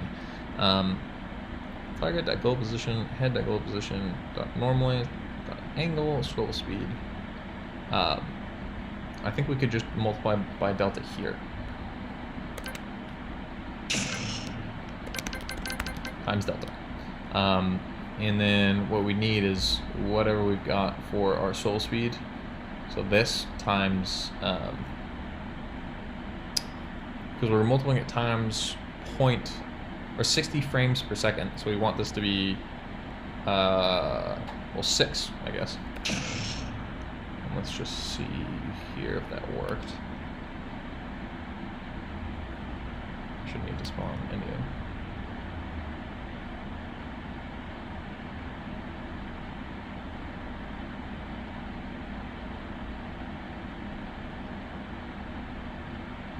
Looks good to me. Okay, so now that we've done that, what I need to do is go into items and then fix that for these guys. So swivel speed is now 6. Swivel speed here, we want that to be half of that, right? So we'll make that 3. But I actually think I want that to be... And then I want the fire rate to be even more than that. So 0.6 times 2 is 1.8. I think we'll do 0.6 times 4. Well, the damage... No, the 0.6 times 3 is 1.8. But I think we need the fire rate to be notably slower than that. So 0.6 times... Yeah. 6 times 4 is 24, so that's 2.4. So it should take 2.4 seconds.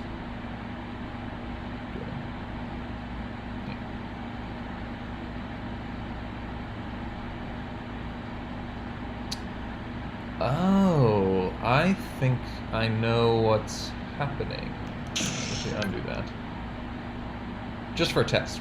So I'll make this like 10, right? And then we'll go ahead and spawn it. Let's cost 5 as well here.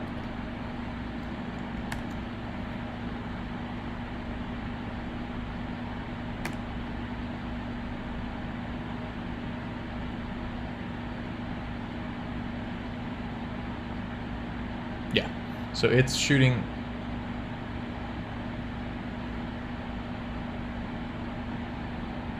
Okay, let's spawn another one like over here.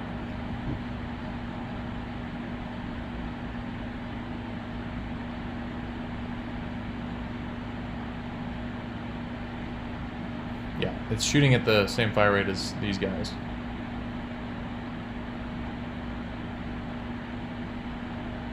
Yeah.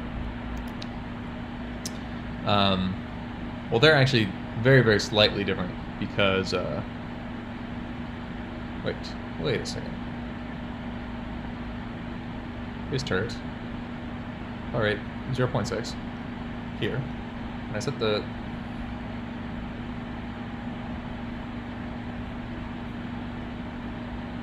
Yeah, but anyway, what I believe is happening is... If we go to base turret... I want to open up this and shoot timer is 1, which is obviously way too long. Fire rate is being set in the ready function, but I think the second we what I think is happening is that right here on ready var we're making an instance of this turret. When that's happening, I think the ready function is being called. So, the issue with that is just that my way of setting the fire rate is not going to work.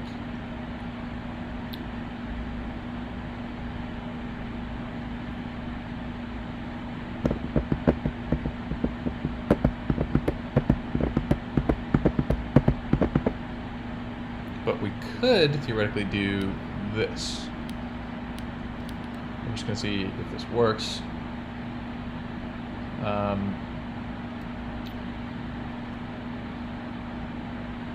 Bullet instance. what else are we doing? Yeah, we're also doing that. Ah, that's why that wasn't working either.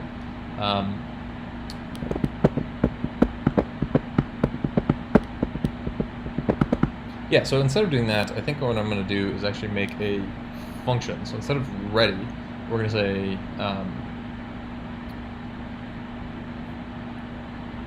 well, yeah, okay. So what we're going to do, make a function right here, say function,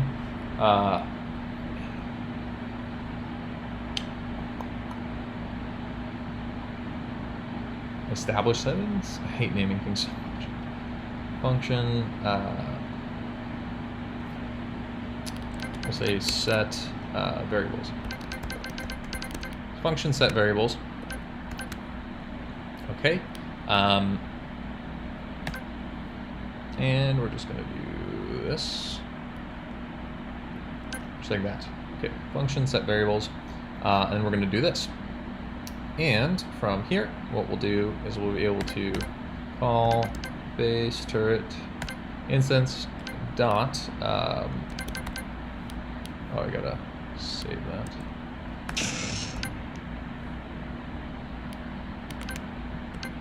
Set variables. And now I think that'll work.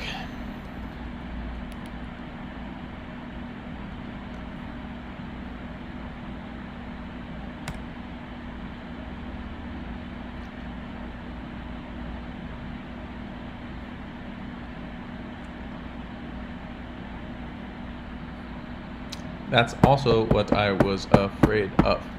Okay.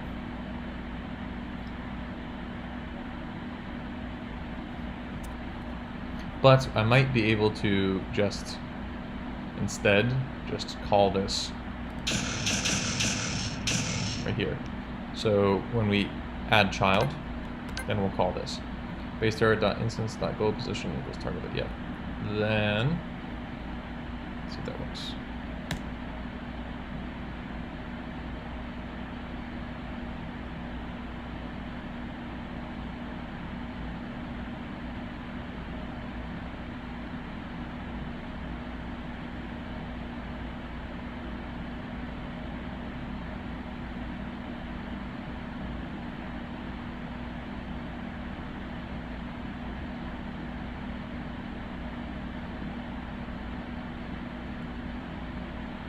Okay, so I do think that worked.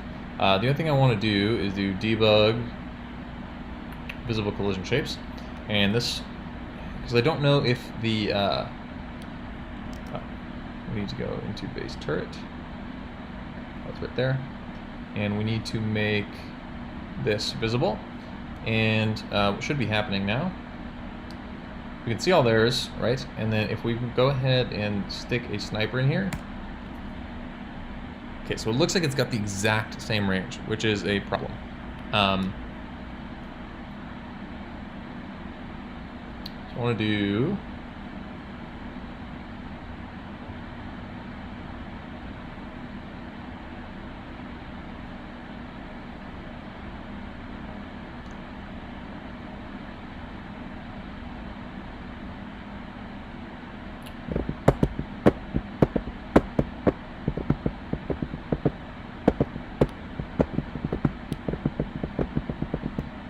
I think this worked, but I don't think this worked.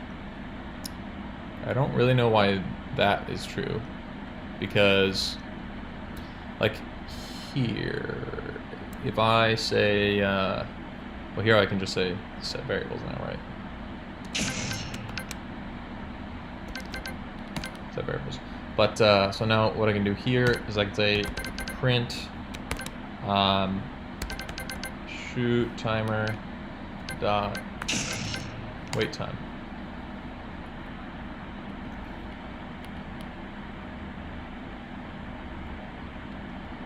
So you can see for all those that they did that, we got all different ones there.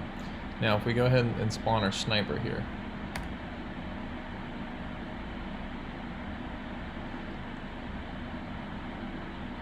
it said 1 then 1.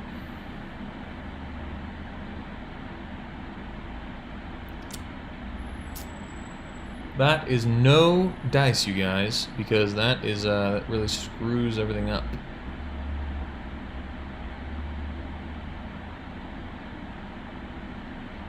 Because we're not going to be able to just have a nice set variables function here anymore.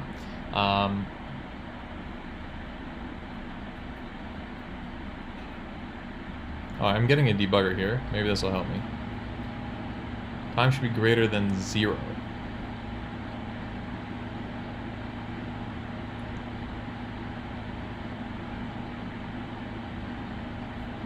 That's 6. I mean, I don't see where it's not greater than 0, my friend. So here we're saying dot fire rate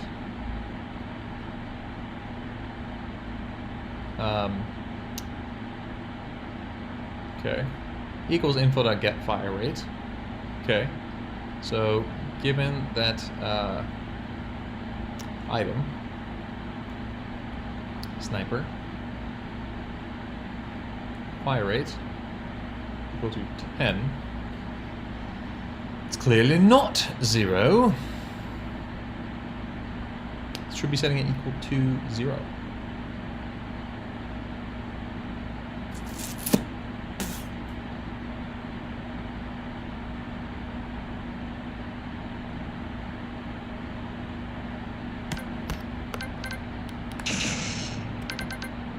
Wait, so this really doesn't make sense. Let's say print. Right.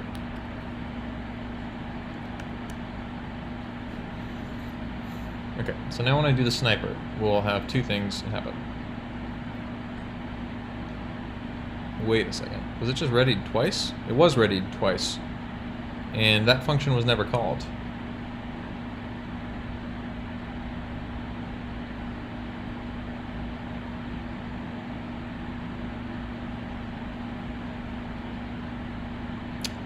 Yep. That function was never called. Debug. I don't need these anymore.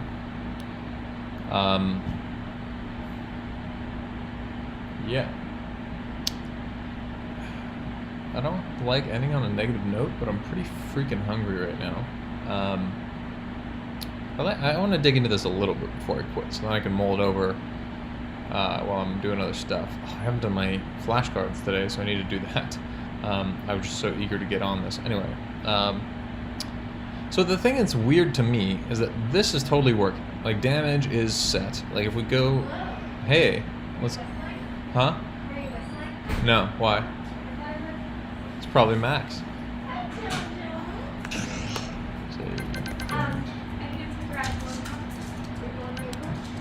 I'll do both. Print fire rate. Print.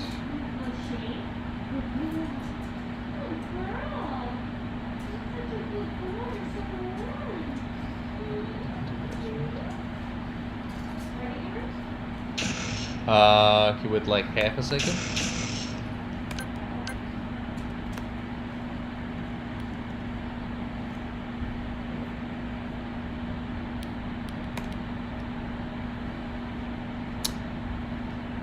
That is very, very, very, very, very, very odd.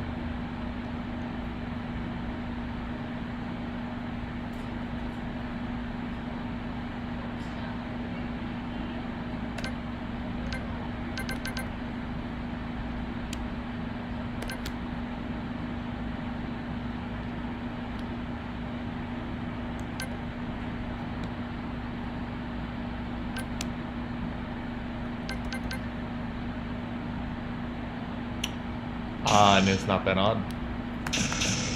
It is not that odd. I believe it is because this... Yeah.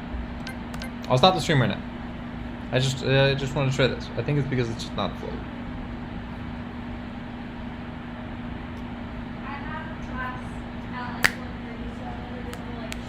Yeah, I'm stopping right now. All right, you guys. You heard the lady. I'll see you guys later. Thanks for watching. This is great.